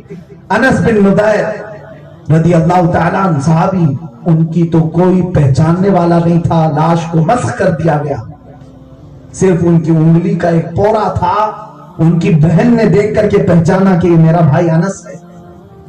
اس طرح کی تکلیفیں صحابہ پر آئی۔ میں قرآن پڑھو کیوں ایسا ہوا صحابہ پر؟ قرآن کہتا ہے فَلْيَحْذَرِ الَّذِينَ يُخَالِفُونَ عَنْ أَمْرِهِ أَن تُصِيبَهُمْ فِتْنَةٌ أَوْ يُصِيبَهُمْ عَذَابٌ أَلِيمٌ۔ لوگوں کو چاہیے کہ میرے نبی کے حکم کی مخالفت کرنے سے بچے، اگر کسی نے میرے نبی کے حکم کی مخالفت کی تو ان قریب وہ فتنے میں مبتلا ہو جائے گا، یا تو پھر دردناک عذاب میں گرفتار ہوگا۔ یہ اللہ کا قانون ہے، جو رسول کے حکم کی مخالفت کرے گا وہ فتنوں میں مبتلا کر دیا جائے گا۔ میرے عزیزوں، مفسرین نے فرمایا یہ احد کا اتنا بڑا جو نقصان ہوا، 70 جانیں جو گئی، وہ صحابہ کا انتظار نہ کرنا۔ میں بظاہر میرے آقا صلی اللہ تعالیٰ علیہ وسلم کی بات جو فرمایا تھا میرے آقا نے کہ جب تک میں نہ کہوں نیچے نہ آنا، صحابہ نے تھوڑی جلدی فرمائی اور اس کا نقصان 70 جانوں کو دینا پڑا۔ اب مفسرین فرماتے ہیں وہ صحابہ امت کے سب سے افضل لوگ تھے، انہوں نے جان بوجھ کر کے میرے نبی کی کبھی مخالفت نہیں کی، وہ ان کی اجتہادی خطا ہو سکتی تھی، لیکن آج جو مسلمان جان بوجھ کر کے میرے نبی کے فرامین پیٹ پیچھے ڈال رہے ہیں، تو اب 70 نہیں 70 لاکھ جانے بھی جائیں تو کیا فرق پڑتا ہے؟ یہ جو نقصان آج امت کو جھیلنا پڑ رہا ہے یہ یوں ہی نہیں ہو رہا ہے۔ آپ عراق کو جلتا ہوا سن رہے ہوں گے، شام تڑپ رہا ہے، یمن برباد ہو رہا ہے، یوں ہی نہیں، جاؤ جا کر کے دیکھ کے بھی آ سکتے ہو وہاں کے حالات کیا۔ ہر سال میں بغداد جاتا ہوں، دیکھتا ہوں بغداد کی وہ گلیاں جو غوث پاک کے آستانے تک جاتی ہیں۔ دسمبر کا مہینہ یہ چل رہا ہے، اسی مہینے میں وہاں پر 3 سال سے 11ویں شریف کے موقع پر دیکھتا رہا، سارے نوجوان شراب کی بوتلیں لے کر کے اپنے بدن پر ڈال رہے ہوتے، ننگی لڑکیاں ناچ رہی ہوتی. یہ بغداد کے بازاروں میں آج بھی تو اللہ کا عذاب نہیں آئے گا. ملک شام کے حالات بھی کچھ اچھے نہیں. سارے سمندروں کے ساحل بیچ وہاں خوبصورت لڑکیوں کے رقص سے بھرے رہتے ہیں. یمن کے حالات بھی ایسے تھے. یہ ٹوٹ پھوٹ کر کے جو آج بکھر رہے ہیں، اللہ تعالیٰ موقع دیتا ہے، اگر تم واپس نہیں پلٹو گے تو پھر وہ عذاب میں گرفتار کرے گا. آپ کیا سمجھتے ہیں ہم فرامین رسول کو چھوڑ کر کے اب عزت سے رہیں گے؟ اب تمہاری بھی باری آئے گی، اب ہماری بھی باری آئے گی. یہ موب لنچنگ کی جو شروعات ہے، اس کو کیا سمجھ رہے ہیں آپ؟ بعض کفار و مشرکین یہاں کے وہ کہنے بھی لگ گئے کہ ہم ملک شام کی طرح یہاں بھی بنا دیں گے. باری آئے گی جب چنگاری کہیں دور جلیے تو وہ اڑ کر کے تمہارے خرمن کو بھی جلا سکتی ہے. آپ کیا یہ سوچ کر کے بیٹھے کہ اب ہندوستان میں پورا امن و امان ہے؟ نہیں میرے عزیزو، دشمن تو یہاں پورے منصوبے بنا رہا ہے کہ تمہاری دستاویزیں ختم ہو جائیں، تمہاری ناگرکتا تک نہ رہے، تم ہندوستانی کہلانے کے لائق بھی نہ رہو. اور اب بھی اگر میرے نبی کی طرف تم واپس نہیں آؤ گے تو شاید بہت زیادہ جانیں دے کر کے نقصان اٹھانا پڑے گا، بہت زیادہ نقصان اٹھانا پڑے گا. میری یہ تقریریں نہیں ہوتی ہے، میں جذبات میں بولتا ہوں، بس میری یہ گفتگو ہے میرے یہ نوجوان نسل سے کہ آج تمہیں بیدار ہونا ہوگا. آج رسول پاک صلی اللہ تعالیٰ علیہ وسلم کے ناموس کے لیے کتنے کھڑے ہو سکتے ہیں؟ کون ہے جو ہم میں سے برسوں ہو گئے علماء سے بھی میں کہوں گا. 4 دن پہلے میں واقعہ پڑھ رہا تھا، علامہ کفایت علی کافی کا آنکھیں بھیگ گئی. 150 سال ہو گئے ہم میں کوئی ایسا مرد مجاہد نہیں دکھتا. کفایت علی کافی ایک نام آپ نے سنا ہوگا، مراد آباد شہر کے، یہ جنگ آزادی کے شہیدوں میں ہیں. ان کا نام بڑی عزت کے ساتھ اعلیٰ حضرت بھی لیا کرتے تھے، کفایت علی کافی. حالات جو آج بنے ہیں نا ہندوستان کی، سیم ایسی حالات انگریزوں کے زمانے میں اخیر وقت میں آ گئے کہ لوگوں کو اپنے دین پر قائم رہنا مشکل ہو چکا تھا.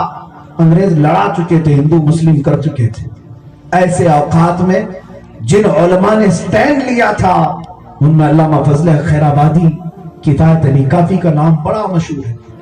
کفایت علی کافی نے فتویٰ دیا تھا کہ اس انگریز کے خلاف جہاد فرض ہے اور انہیں وطن سے باہر جانا ہوگا.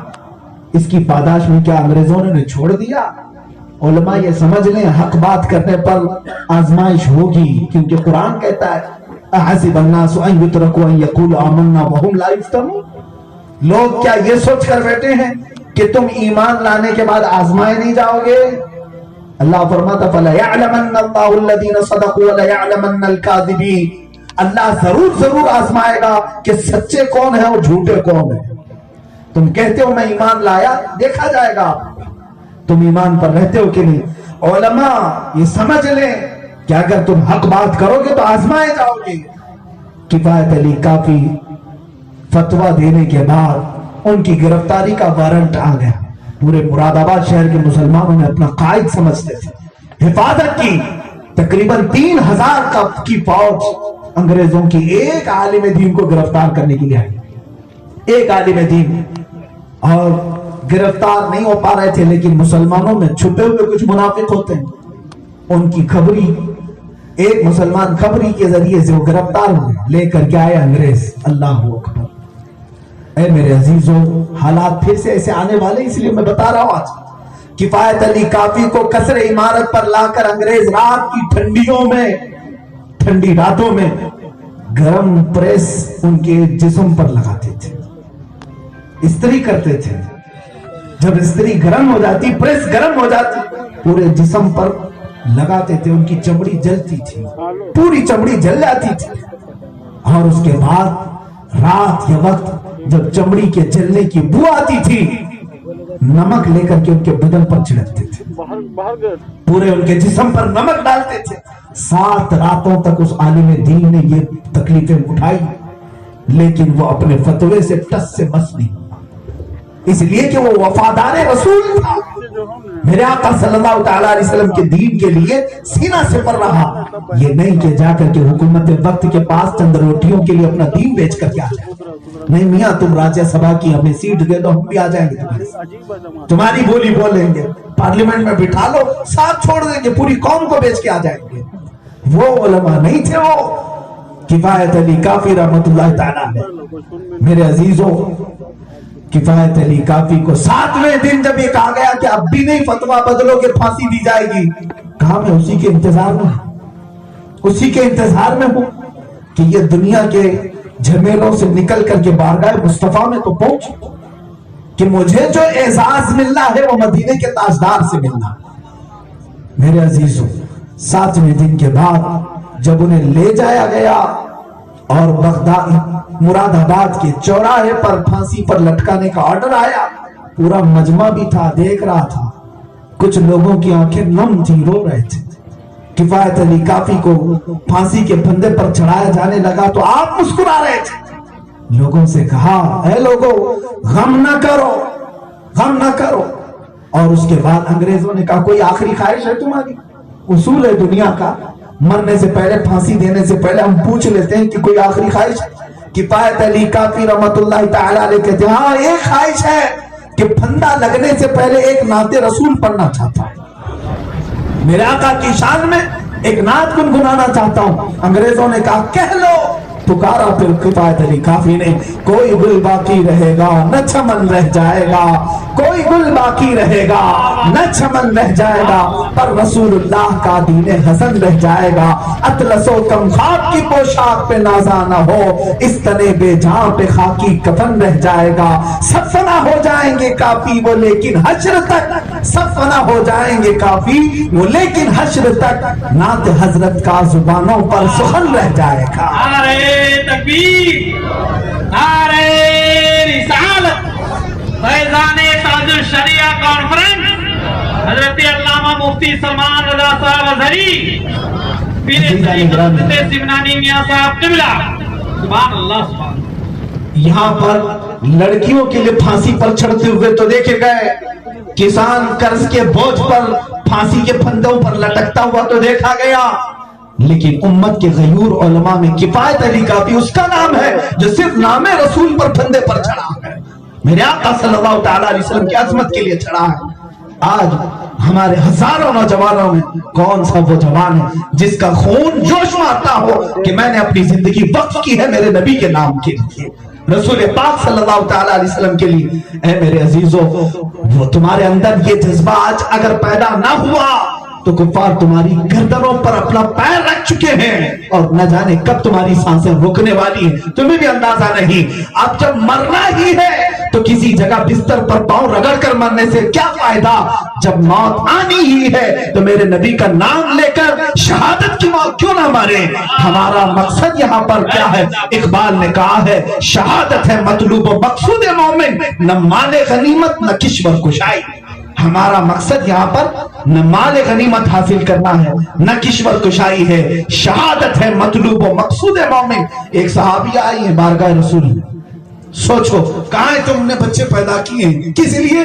بچہ پیدا ہوتی کہتے ہیں ماں اس کو ڈاکٹر بناؤں گا, باپ کہتا ہے نہیں انجینئر بنائیں گے. اسی میں جھگڑے چل رہے ہیں. مدینے کی ایک خاتون ہے, جب میرے آقا جہاد کے لیے جا رہے, کہا سب جوان آ جائیں, جنگ سخت ہونے والی. ایک خاتون آئی 1.5 سال کا یا 2 سال کا بچہ لے کر, 1.5 سال کا بچہ لے کر آئی, دودھ پیتا بچہ. بارگاہ رسول میں عرض کیا, آقا آپ کا اعلان سنا, آپ مجاہدین کے ساتھ جا رہے ہیں, کفار نے آپ کی عزت پر حملہ کیا ہے, ہر گھر میں اپنا جوان دے دیا, میرے گھر میں اس بچے کے علاوہ کوئی نہیں, اس بچے کو لے کر حاضر آئے. کہا شکر کھانے, دودھ پینے, مٹھائی کھانے کے لیے نہیں, میدان جہاد میں جان دینے کے لیے 2 سال کا بچہ لے کر آئی. میرے آقا نے فرمایا اس کا کیا ہوگا, یہ 2 سال کا بچہ تم کیوں لے آئی؟ وہ کہتی ہاں یا آقا میں جانتی ہوں یہ تلوار بھی نہیں اٹھا سکتا, تیر بھی نہیں اٹھا سکتا, جہاد میں جانے والے بڑے بڑے پہلوان ہوتے ہیں, مگر آقا مجھے محروم نہ کرے, مجھے مایوس نہ کرے, میرے گھر میں اس کے علاوہ کوئی نہیں. ہو سکے تو آپ اپنے مجاہدین صحابہ میں سے کسی ایک کے ہاتھ میں میرا بچہ دے دیں, کہا کیا ہوگا؟ کہا جب کافروں کی طرف سے تیر چلے تو میرا بچہ ڈھال کے کام آ سکتا ہے، میرا بچہ ڈھال کے کام آ سکتا ہے، تیر آپ کے صحابہ پر نہ لگے، میرے بچے پر آ جائے، کم از کم میں آپ کی عزت پر میرا یہ لال تو قربان کر ہی سکتی ہوں۔ صحابہ کے وہ جوش تھے میرے عزیز، میرے آقا صلی اللہ تعالیٰ علیہ وسلم نے بچے کو لیا نہیں، دعا فرمائی اور رخصت کیا۔ آج ہمارے گھروں میں بچے پالے جا رہے ہیں یا بچے پل رہے ہیں، آپ کو خبر بھی نہیں ہے، ان کے منہ سے گندی گالیاں بھی لوگوں کو مصری کی ڈلی لگتی ہے۔ آج یہ اخلاق ہمارے گھروں میں آ گئے، صبح اٹھتے ہی گانے کی دھن پر ان کی صبح، شام میں سوتے وقت گانے کی دھن میں۔ ہم تو اس لیے نہیں آئے میرے عزیز یہاں پر، یاد رکھنا ہے جوانوں، فون کان میں لگا کر کے، ایئر فون لگا کر کے آج جو جوان مست ہیں، سوچتے ہیں ٹائم پاس کر لیں گے، قیامت کے دن یہ سب ٹائم پاس یاد آئے گا۔ حدیث پاک میں ملتا ہے جو فحش گانے دنیا میں سنتا تھا، قیامت کے دن سیسا پگھلا کر کے اس کے کانوں میں ڈالا جائے گا، سیسا پگھلا کر کے ڈالا جائے گا کہ تو فحاشی کے لیے اپنے کانوں کا استعمال کرتا تھا۔ دنیا نے ہمیں آوارہ کر دیا، اس رسول پاک سے دور کر دیا۔ وہ صحابہ تھے جن کا نعرہ تھا جب تک بکے نہ تھے تو کوئی پوچھتا نہ تھا، یا رسول اللہ تم نے خرید کر ہمیں انمول کر دیا۔ دنیا انہیں خریدنے کی طاقت نہیں رکھ سکتی تھی، اور آج تمہاری بولی لگانے والا بھی کوئی نہیں رہ گیا۔ ہاں ہندوستان میں اب تو حالات ایسے آ گئے، علل اعلان تو بی جے پی کہتی ہے اب مسلمانوں کی ضرورت ہی نہیں ہم کو۔ 70 سال تک تو ہمارے اوپر راج کرتے رہے، ووٹ بینک بنا کر کے، سیکولر نام سے منافق پارٹیاں ہر ایک کو بانٹتی تو رہی، لیکن اب کٹرواد ایسے بھی آ گئے کہ تمہیں دھتکار بھی دیا، تمہاری بولی لگانے والے تک نہیں رہ گئے۔ کیا ہماری حیثیت آج ایسی ہو گئی؟ ایک وقت تھا بادشاہ وقت بھی ایک مسلمان کو خریدنے کی فکر کرتا تھا۔ کلیوبی میں ایک حکایت ہے، موجود ہے، 3 جوان ایک بادشاہ کی قید میں آ گئے، تینوں جوان بھائی تھے، قید میں آ گئے۔ بادشاہ نے کہا میں عیسائی ہوں، عیسائیت قبول کر لی۔ کہا نہ، ہرگز نہیں ہو سکتا، میں بکنے کے لیے مسلمان نہیں بنا۔ بادشاہ نے کہا تجھے معلوم نہیں میری پکڑ کتنی سخت ہے۔ ایک کڑائی منگایا اور اس میں تیل ڈالا، کھولایا، آگ میں کھولایا، جب تیل گرم ہو گیا بادشاہ نے کہا اس کے بڑے بھائی کو اٹھا کے ڈال دو۔ بڑے بھائی کو اٹھایا گیا اور ڈال دیا، چرچرایا، پورا جسم پورا جل گیا۔ دوسرے سے کہا اسلام چھوڑ کر عیسائیت پر آتے ہو کہ نہیں؟ کہا اب تو اور مشکل ہو گیا، میرے بھائی کو شہادت کے حاصل شہید ہوتے ہوئے دیکھا ہے، اب تو اور مشکل ہو گیا۔ بادشاہ نے اسے بھی اٹھایا، کڑائی میں ڈال دی۔ 2 جب جل گئے، تیسرا جو چھوٹا بھائی تھا وہ اکیلا بچا تھا۔ وزیر نے کہا بادشاہ سے کہ بادشاہ سلامت، اسے میرے حوالے کر دیں، میں اس کو چینج کر کے لاؤں گا۔ دیکھیں عیسائیوں کی پہلے سے یہ سازش رہی ہے، جب موت سے نہیں ڈرتا تو اس کے اوپر اخلاقی حملہ کیا جائے۔ وزیر نے کہا مجھے دے دے، 1 مہینے کا ٹائم، میں اسے بدل کر لاتا ہوں۔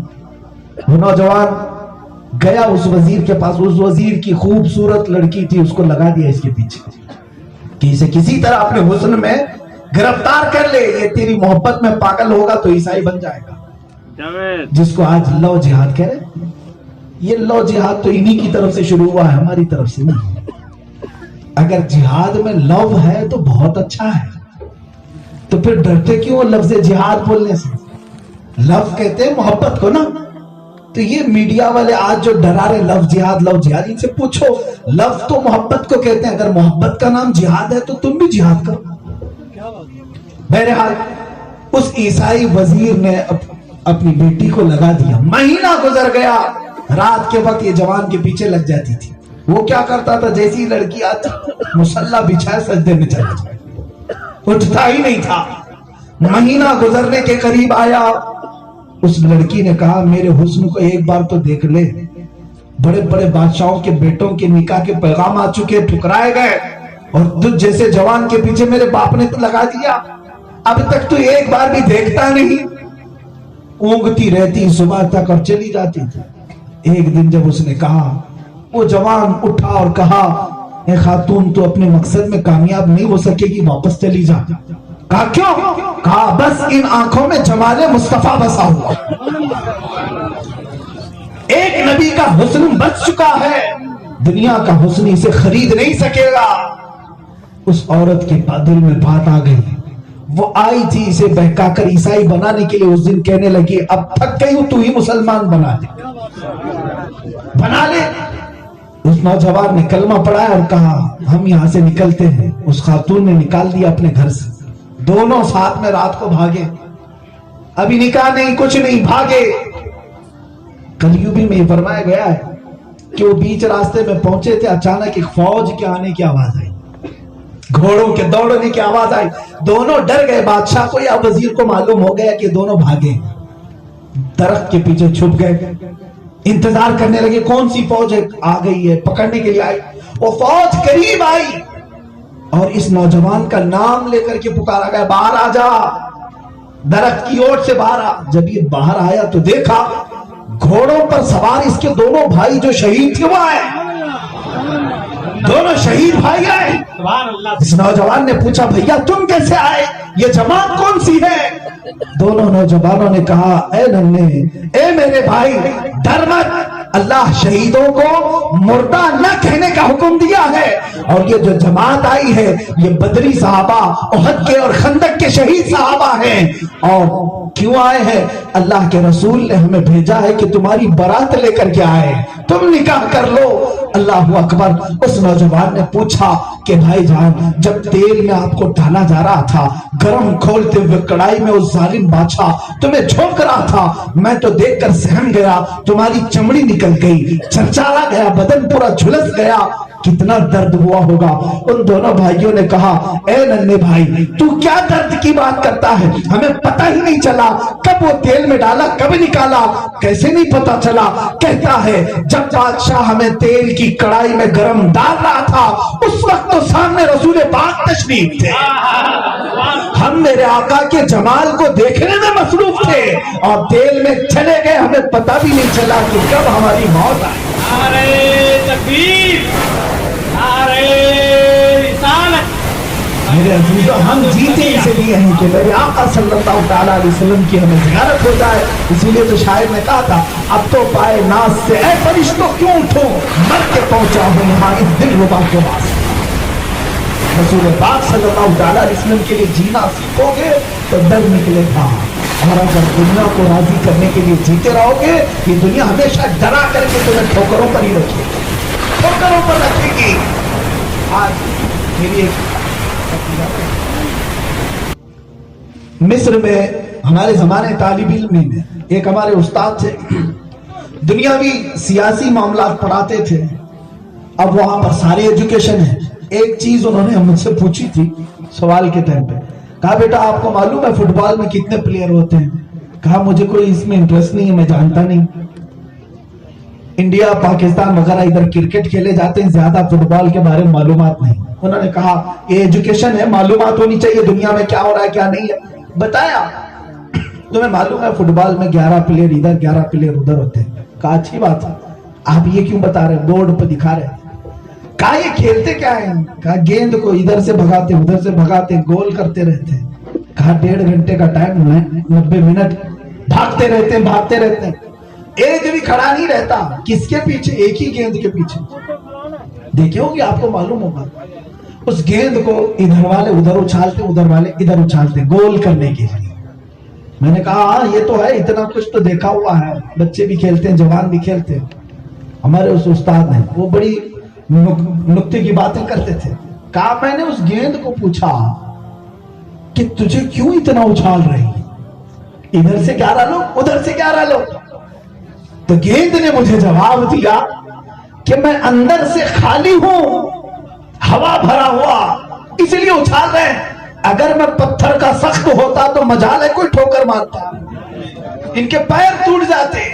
उस उस्ताद ने कहा बेटा मैं तुझे फुटबॉल सिखाने के लिए मिसाल नहीं दिया, बल्कि मैं उम्मत मुस्तफा की मिसाल देना चाहता हूं। अगर ईमान से और इश्क रसूल से भरा हुआ सीना हो, मजाल है कि तुम्हें कोई ठोकर लगा सके, पैर टूट जाए, उंगलियां टूट जाए, तुम्हें कोई ठोकर नहीं लगा सकेगा। सीना जब इश्क रिसालत से खाली होगा, हर काफिर कौम तुम्हें 9 के कदम पर रखेगी। कोई इधर से उछाल कर उधर डालेगा, कोई उधर से उछाल कर इधर डालेगा। आज यही हालात है हमारे। اچھالے جا رہے ہیں، اچھالے جا رہے ہیں۔ وجہ صرف یہ ہے کہ اندر سے جب خالی رہو گے عشق رسول سے، ایمان سے، تو اچھالے جاتے رہو گے، لیکن ایمان سے اپنے آپ کو بھر لو۔ میرے آقا صلی اللہ تعالیٰ علیہ وسلم کے لیے مرنے اور شہید ہونے کا عزم کر لو، پھر کوئی قوم تمہیں کچھ نہیں کر سکے گی۔ یہ میری آخری وصیت یہ ہے، آخری نصیحت ہے۔ اللہ کے حبیب صلی اللہ تعالیٰ علیہ وسلم کے لیے جینے کے متعلق فاضل بریلوی رضی اللہ تعالیٰ عنہ نے ہمیں کیا پیغام دیا؟ کیا پیغام دیا؟ انہیں جانا، انہیں مانا، نہ رکھا غیر سے کہا، اپنی زندگی کا مقصد بنا۔ انہیں جانا، انہیں مانا، نہ رکھا غیر سے کہا۔ للہ الحمد میں دنیا سے مسلمان گیا۔ اگر دنیا سے مسلمان جانا چاہتے ہو تو صرف لو لگاؤ میرے مصطفیٰ سے۔ اعلیٰ حضرت فاضل بریلوی فرماتے ہیں کہ رسول پاک صلی اللہ تعالیٰ علیہ وسلم کی بارگاہ میں ایسے لو لگاؤ، اپنے دل کا ہے انہی سے آرام، سونپے ہیں سارے انہی کو سب کا، لو لگی ہے اس در کے غلام، چارے درد رضا کرتے ہیں۔ میرے آقا اعلیٰ حضرت فرماتے ہیں اب تو ہم نے سارے کام رسول کو سپرد کر دی، کیونکہ ہم آئے تھے حضور کے مشن کو عام کرنے کے لیے۔ آپ اس مشن کو اٹھائیں۔ میں ہر جوان کو کہوں گا تمہیں بھی تبلیغ کا حق ہے، صرف علماء کو نہیں۔ ہر مسلمان کرے، نوجوان جس کو اخلاق رسول معلوم ہو، وہ کسی برائی میں جاتے ہوئے جوان کو دیکھے تو اس کی کلائی پکڑ لے، کہہ دے اسے کہ نبی کے غلاموں کا یہ شیوا نہیں جو تو کر رہا ہے۔ ہو سکتا ہے علماء ہر نکڑ پہ نہیں پہنچ سکیں گے، علماء منبر پر ہے، مسجد میں ہے، تم تو زیادہ تبلیغ کر سکتے ہو۔ اے جوانوں، تم اپنے سوشل میڈیا پر ایکٹیو رہتے ہو، لوگوں کو اچھے میسج بھیج کر کے بھی تبلیغ ہو سکتی ہے، خیالات بدل سکتے ہو، دلوں کی دنیا بدل سکتے ہو، لیکن آپ نے یہ حصہ ہی پیوریفائی سول جیا۔ ہمارے چینل کو سبسکرائب کریں۔ انہی کو سب کا، لو لگی ہے اس در کے غلام، چارے درد رضا کرتے ہیں۔ میرے آقا اعلیٰ حضرت فرماتے ہیں اب تو ہم نے سارے کام رسول کو سپرد کر دی، کیونکہ ہم آئے تھے حضور کے مشن کو عام کرنے کے لیے۔ آپ اس مشن کو اٹھائیں۔ میں ہر جوان کو کہوں گا تمہیں بھی تبلیغ کا حق ہے، صرف علماء کو نہیں۔ ہر مسلمان کرے، نوجوان جس کو اخلاق رسول معلوم ہو، وہ کسی برائی میں جاتے ہوئے جوان کو دیکھے تو اس کی کلائی پکڑ لے، کہہ دے اسے کہ نبی کے غلاموں کا یہ شیوا نہیں جو تو کر رہا ہے۔ ہو سکتا ہے علماء ہر نکڑ پہ نہیں پہنچ سکیں گے، علماء منبر پر ہے، مسجد میں ہے، تم تو زیادہ تبلیغ کر سکتے ہو۔ اے جوانوں، تم اپنے سوشل میڈیا پر ایکٹیو رہتے ہو، لوگوں کو اچھے میسج بھیج کر کے بھی تبلیغ ہو سکتی ہے، خیالات بدل سکتے ہو، دلوں کی دنیا بدل سکتے ہو، لیکن آپ نے یہ حصہ ہی چھوڑ دیا۔ اگر اپنے رسول سے سچی وفاداری رکھتے ہو تو یہ میری بات یاد رکھو۔ اللہ کے نبی صلی اللہ علیہ وسلم نے فرمایا المرء مع من احب، آدمی قیامت کے دن اسی کے ساتھ اٹھے گا جس سے وہ دنیا میں محبت کرتا تھا۔ بالی ووڈ کے، ہالی ووڈ کے ہیروؤں سے محبت کرنے والے ایکٹر اور ایکٹریس کے فین یہاں موجود ہو تو سن لیں، تمہیں اگر ان کے ساتھ اٹھنا پسند ہے تو تمہیں مبارک۔ میں کہتا ہوں جو نوجوان ہیئر اسٹائل، لباس کا اسٹائل، پینٹ پھٹی ہوئی، ادھر سے ادھر نقشے، بالیاں، یہ تمام حرکات شہروں کی زندگیاں بتا رہا ہوں، کیوں میاں کیوں کر رہے ہو سب؟ کہا بھی نیا فیشن ہے، ماڈرن فیشن ہے، فلموں میں یہ دکھایا گیا یہ کر رہا ہے۔ میں کہتا ہوں اے مسلمان، چل آ میرے ساتھ ایک مکالمہ کر لیں، میں بھی اور تو بھی، جس سے محبت کرتے اس کو ایک خط لکھتے، تو جس سے محبت کرتا ہے بالی ووڈ کے کسی خان سے اسے خط لکھ کہ میں ساری زندگی تیری طرح کرتا تھا، کپڑے تیری طرح پہنتا تھا، بال تیری طرح رکھتا تھا، چلتا تیری طرح تھا، بولتا تیرے ڈائلاگ اور کھاتا بھی تھا تیرے پسندیدہ چیزیں، تیری فیوریٹ چیزیں میں استعمال کرتا تھا۔ اسے خط لکھ دینا اور کہنا میری موت اگر ہو جائے، لوگ مجھے قبر میں دبا کر کے آ جائیں تو خان صاحب قبر میں منکر نکیر سے مجھے ذرا بچا دینا۔ ہمت ہے کسی کی؟ تمہارا دل کہے گا وہ کیا مجھے بچائے گا جو خود جہنم میں جانے کے کام کر رہا ہوں، تمہارا دل کہے گا۔ لیکن آؤ، تم اگر مجھ سے کہتے ہو کہ آپ مولانا آپ بھی تو خط لکھو. کہا میں لکھوں گا مدینے کے تاجدار. میں کہوں گا اے اللہ کے نبی آپ کے بات متعلق سنا تھا, امامہ شریف آپ باندھتے میں بھی باندھتا تھا, میں نے سنا تھا اے رسول آپ کھاتے اس طرح سے تھے, کھانے کی کوشش کیا, چلتے اس طرح سے تھے, بولتے اس طرح سے تھے. اے اللہ کے نبی آپ کی سنتوں پر میں عمل کرنے کی پوری کوشش کیا, آپ کی طرح جینے کی کوشش کیا. اب اگر میں مر جاؤں اے تاجدار مدینہ میری قبر میں تشریف لانا. اب مجھے بتاؤ تمہارا خان آئے گا یا رحمان کا میرا پیارا حبیب قبر میں آئے گا؟ آپ سب جانتے ہیں اس قبر کی اندھیری رات میں سوائے تاجدار مدینہ کے کوئی مدد کے لیے نہیں آنے والا. اور یہ بھی بزرگوں نے فرمایا وہ رسول آئیں گے قبر میں. 3 سوالات ہوتے نا فرشتوں نے کیا کرنے ہیں تمہیں سوالات, تمہارا رب کون ہے, تمہارا دین کیا ہے, اور آخری سوال حضور کو دکھا کر کے ان کے بارے میں دنیا میں کیا کہتا تھا. بعض بزرگوں نے فرمایا یہ 3 سوالوں میں کسی کے 300 سال چلے جاتے ہیں, بھول جائیں گے, یاد بھی نہیں رہتے. آج رٹا مار لو پھر بھی ذہن ختم کر دیا جائے گا. جس پر فضل الہی ہو وہ جواب دے دے گا. حضور پاک جب قبر میں تشریف لائیں آپ کو دکھا کر کے پوچھا جا رہا ہے. ایک بزرگ ابو بکر شبلی فرماتے ہیں حضور پاک صلی اللہ تعالی علیہ وسلم کی طرف اگر تم دیکھو گے اور کہو گے یہ تو میرے نبی ہیں تاجدار مدینہ, اگر تم زندگی میں ان کی سنتوں سے روگردانی کرتے تھے تو بزرگوں نے فرمایا میرے آقا اپنا چہرہ پھیر لیں گے اور فرمائیں گے خبردار میری طرف دیکھنا مت, قبر میں میری طرف دیکھنا مت. دنیا میں تو جسے پسند کرتا تھا آج اسے بلا, مجھے مدد کے لیے نہ بلا. قبر میں اگر میرے آقا نے یوں فرما دیا تو کوئی اور دوسری شخصیت ہے جس کو مدد کے لیے بلا سکتے؟ آج لے ان کی پناہ, آج مدد مانگ ان سے, پھر نہ مانیں گے قیامت میں اگر مان گیا. اعلیٰ حضرت نے اسی لیے فرمایا ہے اے مسلمانوں آج ہی آ جاؤ, بدل لو اپنے آپ کو. میرے آقا صلی اللہ تعالیٰ علیہ وسلم کو منہ دکھانا ہے قبر میں بھی قیامت میں بھی. ان کو چھوڑو گے تو کچھ نہیں ہو سکتا, ان کو چھوڑ کر کے کچھ نہیں ہو سکتا. بخدا خدا کا یہی ہے در, نہیں اور کوئی مفر مکر. جو وہاں سے ہو یہی آ کے ہو, جو یہاں نہیں تو وہاں نہیں. رسول پاک صلی اللہ علیہ وسلم کو چھوڑ کر پوری زندگی بھی کچھ نہیں ہے تمہاری اور آخرت بھی کچھ بھی نہیں ہے. اللہ تبارک و تعالیٰ کی بارگاہ میں یہ دعا بھی کروں گا کہ ان نوجوانوں کو مولا زندگی کا سلیقہ عطا فرمائے, میرے نبی کی عظمتیں سمجھنے کی توفیق عطا فرمائے, زندگی میں جینے کا مقصد سمجھنے کی توفیق عطا فرمائے. میں آپ سب سے یہ وعدہ لوں گا ہم آئے ہیں رسول پاک کی امت میں, کس لیے آئے ہیں؟ اس نبی کا دین غالب کرنے کے لیے آئے ہیں. اس نبی کے دین کو غالب کرنے کے لیے کیا تم اپنی جانیں قربان کرنے کے تیار ہو؟ ڈرے سہمے ہوئے ہیں, ہزاری باغ کے لوگ ڈرے سہمے ہوئے ہیں.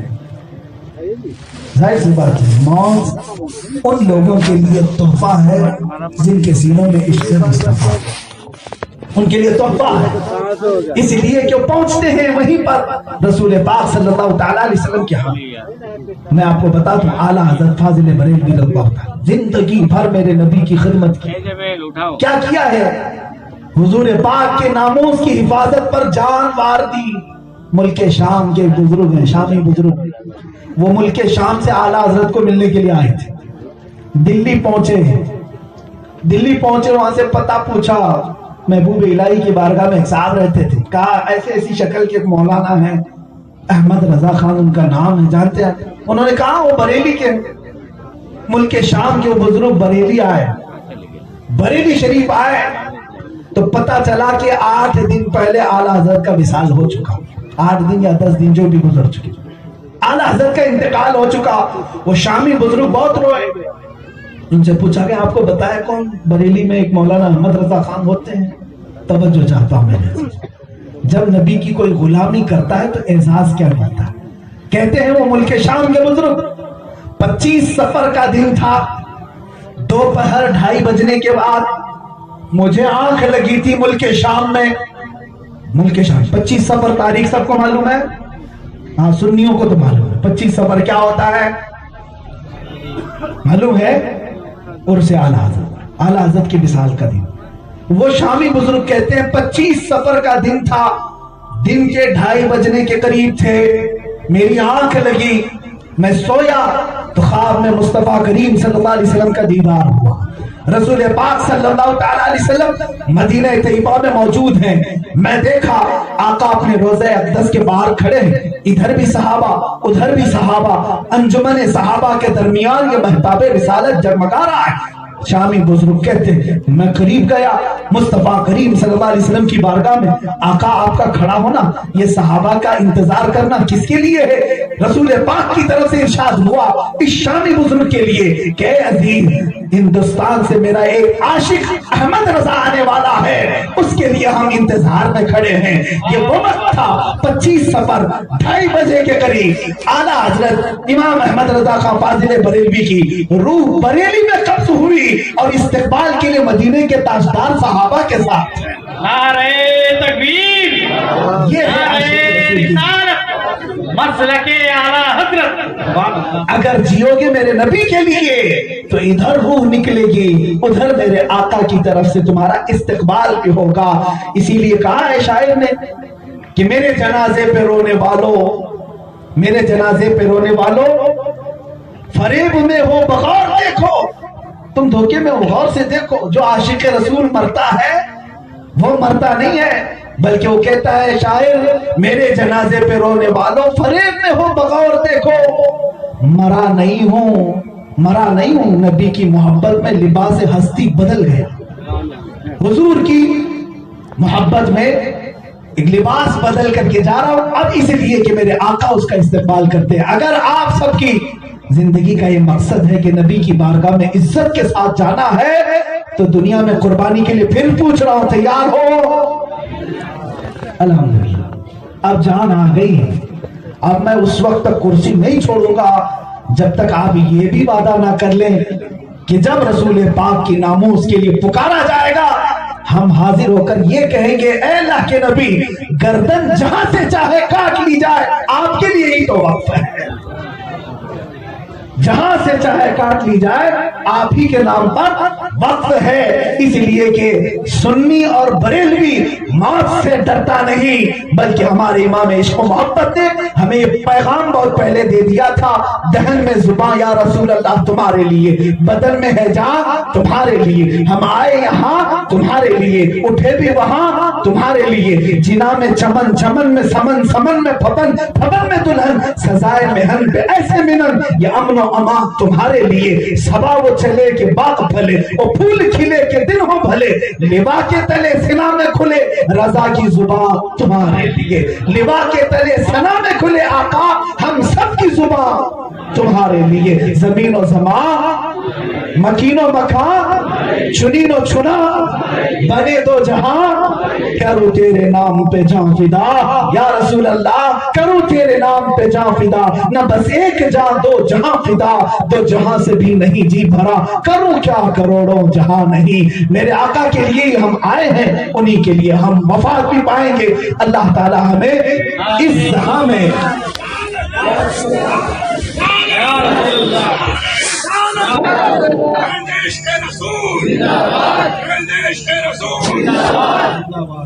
جینے مرنے کا جذبہ عشق رسول میں سبحان اللہ, دین کا من مٹنے کا جذبہ, قلبی تھا اور آج بھی ہے, میرے نبی سے میرا رشتہ قلبی تھا اور آج بھی ہے, اپنا سب کچھ گنبد خضرا قلبی تھا اور آج بھی ہے.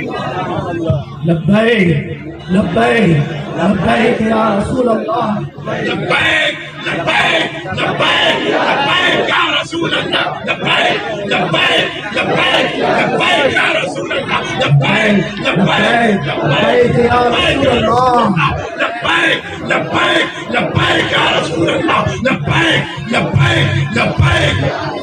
حاضر ہے یا رسول اللہ, حاضر ہے آپ کے نام اقدس پہ جان دینے کے لیے حاضر ہے یا رسول اللہ. کروں تیرے نام پہ جا فدا, نہ بس ایک جہاں تو جہاں فدا, اور تو جہاں سے بھی نہیں جی بھرا. کروں کیا کروڑوں دہاں نہیں یا رسول اللہ, اگر کروڑوں دہان ہوتے سب آپ کے نام اقدس پہ قربان کر دیتے یا رسول اللہ. یا رسول اللہ دہن میں زبان بدن میں ہے جان, ہم آئے یہاں اٹھے بھی وہاں. اللہ اکبر, اللہ اعلیٰ حضرت نے عشق رسول ڈالا ہے, محبت رسول ڈالی ہے دل میں, علامت مصطفیٰ ڈالی ہے اور ایسی ڈالی ہے دنیا پکار اٹھی ہے تاندی قلب میں علامت مصطفیٰ سیدی اعلیٰ حضرت پہ لاکھوں سلام. الحمدللہ الحمدللہ عشق رسول اور محبت رسول کے ترانے الحمدللہ ہمارے مولانا مفتی سلمان اظہری صاحب قبلہ اللہ تعالیٰ ان کو جزائے خیر دے.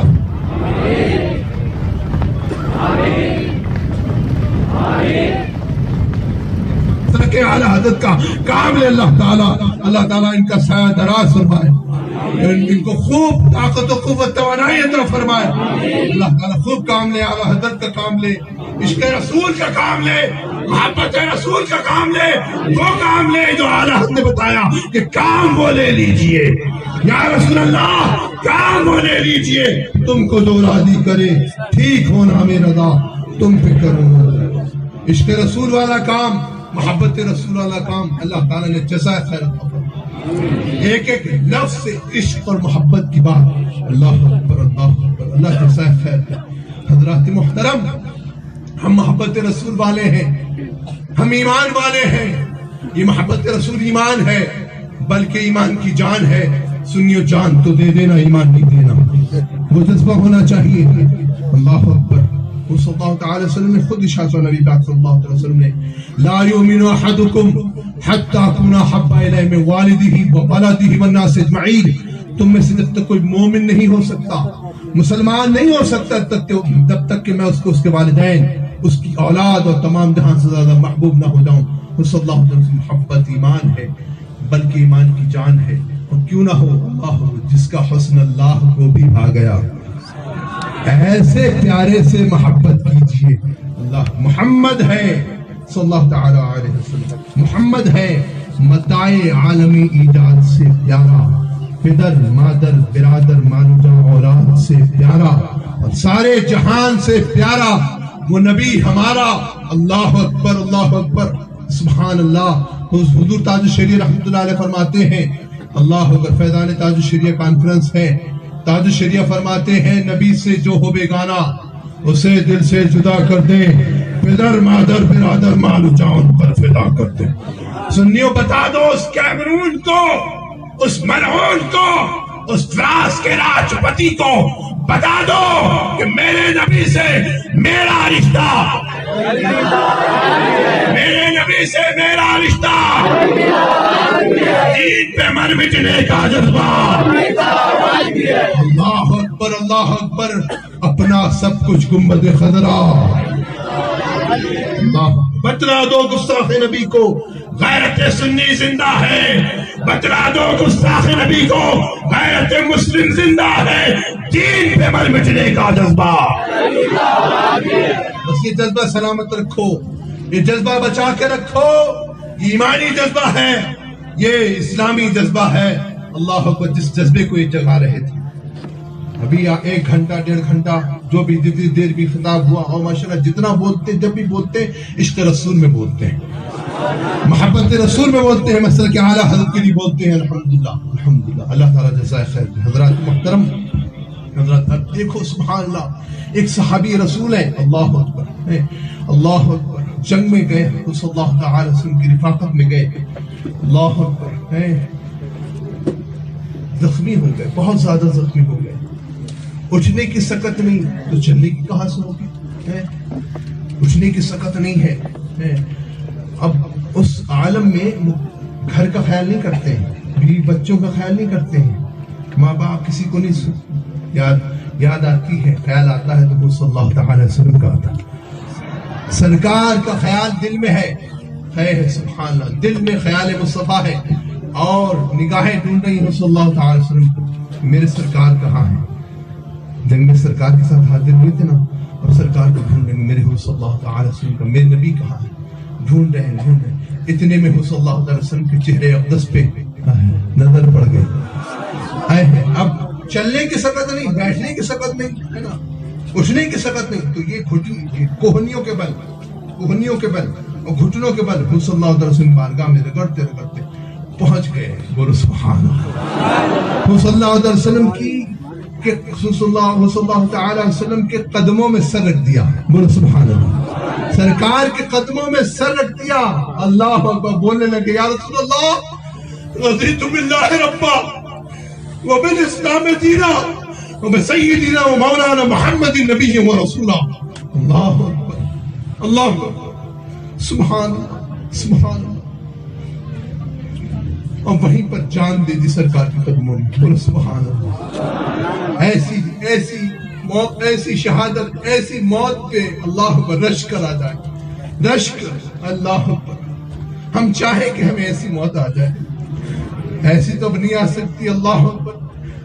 جیسے بتا رہے تھے مولانا سلمان اظہری صاحب, ویسی آ جائے اللہ اکبر. رسول پاک کی یاد میں آ جائے. سبحان اللہ. تو سبحان اللہ صلی اللہ علیہ وسلم قدموں میں ہے اور دل میں یاد مصطفیٰ بھی ہے. اعلیٰ حضرت پکار اٹھے. بولو سبحان اللہ. اعلیٰ حضرت پکار اٹھے فرماتے ہیں دل میں, دل ہے وہ دل جو تیری یاد سے معمور رہا. بولو سبحان اللہ. یا رسول اللہ دل ہے وہ دل جو تیری یاد سے معمور رہا, اور سر ہے وہ سر جو تیرے قدموں پہ قربان گیا. سر ہے وہ یا رسول اللہ, سر ہے وہ سر جو تیرے قدموں پہ قربان گیا. سرکار کے قدموں میں سر ہے. سبحان اللہ. وہ صحابی اللہ کیا معراج کا عالم. اللہ اللہ تعالیٰ ہمیں اچھی موت عطا فرمائے, اچھی زندگی عطا فرمائے, اچھی موت عطا فرمائے, ایمانی زندگی عطا فرمائے, ایمانی موت عطا فرمائے. آخری وقت ہماری زبانوں پہ کلمہ طیبہ جاری فرمائے. حضرت بلال حبشی رضی اللہ تعالیٰ عنہ. اللہ اکبر. دیکھیں آپ اللہ گھوڑوں میں باندھ کر گھسیٹا جاتا. اللہ پوری شل پیٹ شل ہو جاتا. پتھر بڑے بڑے پتھر سینے پہ رکھ دی جاتے اور آگ کے شعلے جو ہے وہ لگائے جاتے. سب کرا جاتا. بے ہوش تک ہو جاتے. لیکن اللہ اس عالم میں بھی جا کے کہتے نا وہ کافرین مشرکین کہ کہو یہ بت ہے, یہ میرا رب ہے, یہ میرا معبود ہے. وہاں سے آواز آتی احد احد احد. اللہ ایک ہے, اللہ ایک ہے. لا الہ الا اللہ, لا الہ الا اللہ, لا الہ الا اللہ, لا الہ الا اللہ, لا الہ الا اللہ محمد. اللہ ہمیں کلمہ طیبہ پہ موت عطا فرمائے, ایمان پر موت عطا. دیکھو جیسا مومن ہوگا, جیسا ایمان والا ہوگا, ویسے اس کا امتحان ہوگا. جتنا بڑا ایمان والا ہوگا ویسے اس کا امتحان ہوگا. امتحان سے ڈرنا نہیں چاہیے, امتحان صحیح سے دینا چاہیے, صبر کرنا چاہیے, اور اچھے طریقے سے ہے نا. امتحان ہوتا ہے نا, تو لوگ امتحان دینے جاتے ہیں کالج وغیرہ میں, یونیورسٹی وغیرہ میں ہے نا, تو کیسا ہوتا ہے. کچھ لوگ بہت زیادہ ٹینشن لے لیتے ہیں ہے نا, اور بوکھلا جاتے ہیں, بے صبری کرتے ہیں. ایسے ایمانی امتحان میں بھی لوگ بے صبری کرتے ہیں, بے صبری کرتے ہیں اور ایمان تک سے ہاتھ دھو بیٹھتے ہیں. یہ نہیں ہونا چاہیے. جیسے امتحان ہے, آپ کا امتحان ہے, آپ امتحان دیجئے, صحیح سے پاس ہو جائیے. حضرت امام حسین رضی اللہ تعالیٰ عنہ کا کیا تھا, سرکار امام حسین رضی اللہ تعالیٰ عنہ کا کیا تھا, امتحان ہی تھا. امتحان تھا. اللہ کیسے امتحان دیا آپ دیکھیں. 72 نفوس قدسیہ کا نذرانہ پیش کیا. اللہ اکبر. علی اصغر 6 مہینے کے شہزادے کو پیش کرتے ہیں. علی اکبر اللہ اکبر نوجوان کو پیش کر دیا, سب کو پیش کر دیا, اپنے آپ کو بھی پیش کر دیا. لیکن اللہ اکبر کہہ کیا رہے ہیں, ہر جفا ہر ستم گوارا ہے, اتنا کہہ دے کہ تو ہمارا ہے. بس ایمانی جذبہ پیدا کرو, اللہ تعالیٰ ایمانی جذبہ عطا فرمائے. ہمارا خاتمہ بالخیر, ایمان پر, سنیت پر, مسلک اعلیٰ حضرت پر فرمائے, اور ہزاری باغ کی سنیت کو سلامت رکھے. ہزاری باغ میں جو سنیت لہلہا رہی ہے یوں ہی لہلاتی رہے. یہاں پہ اہل سنت کی بہاریں قائم رہے اللہ کرے. تو ماشاءاللہ یہ بزم فیضان تاج الشریعہ اور بزم رضا اور یہاں جو تنظیم علماء اسلام نے یہ محفل محبت سجائی, اللہ تعالیٰ ان کی آخرت کو سجا دے, دنیا کو سجا دے, ہر کام بنا دے. آپ حضرات نے سجایا ہے, اللہ آپ کے کام بنا دے, آپ کی آخرت کو سجا دے, اور اس ذکر و اذکار کی برکتیں عطا فرمائے, اور ایمانی جذبہ عطا فرمائے, ایمانی جذبہ عطا فرمائے. ایمانی جذبات عطا فرمائے. آخری وقت ہمیں کلمہ نصیب فرمائے. جب دم واپسی ہو یا اللہ لب پہ ہو لا الہ الا اللہ لا الہ الا اللہ لا الہ الا اللہ. ابھی ماشاءاللہ بتا رہے تھے کہ حضور تاج الشریعہ رحمۃ اللہ علیہ کی لکھی ہوئی نعت شریف زندگی یہ نہیں ہے کسی کے لیے. ماشاءاللہ الحمدللہ. تو میرے ساتھ میں میرے برادر نسبتی سید صبور علی صاحب نواز تاج الشریعہ آئے ہیں، وہ ماشاءاللہ وہ سنا دیں گے. آپ سنیں گے آپ لوگ؟ آئے صحیح سمجھ.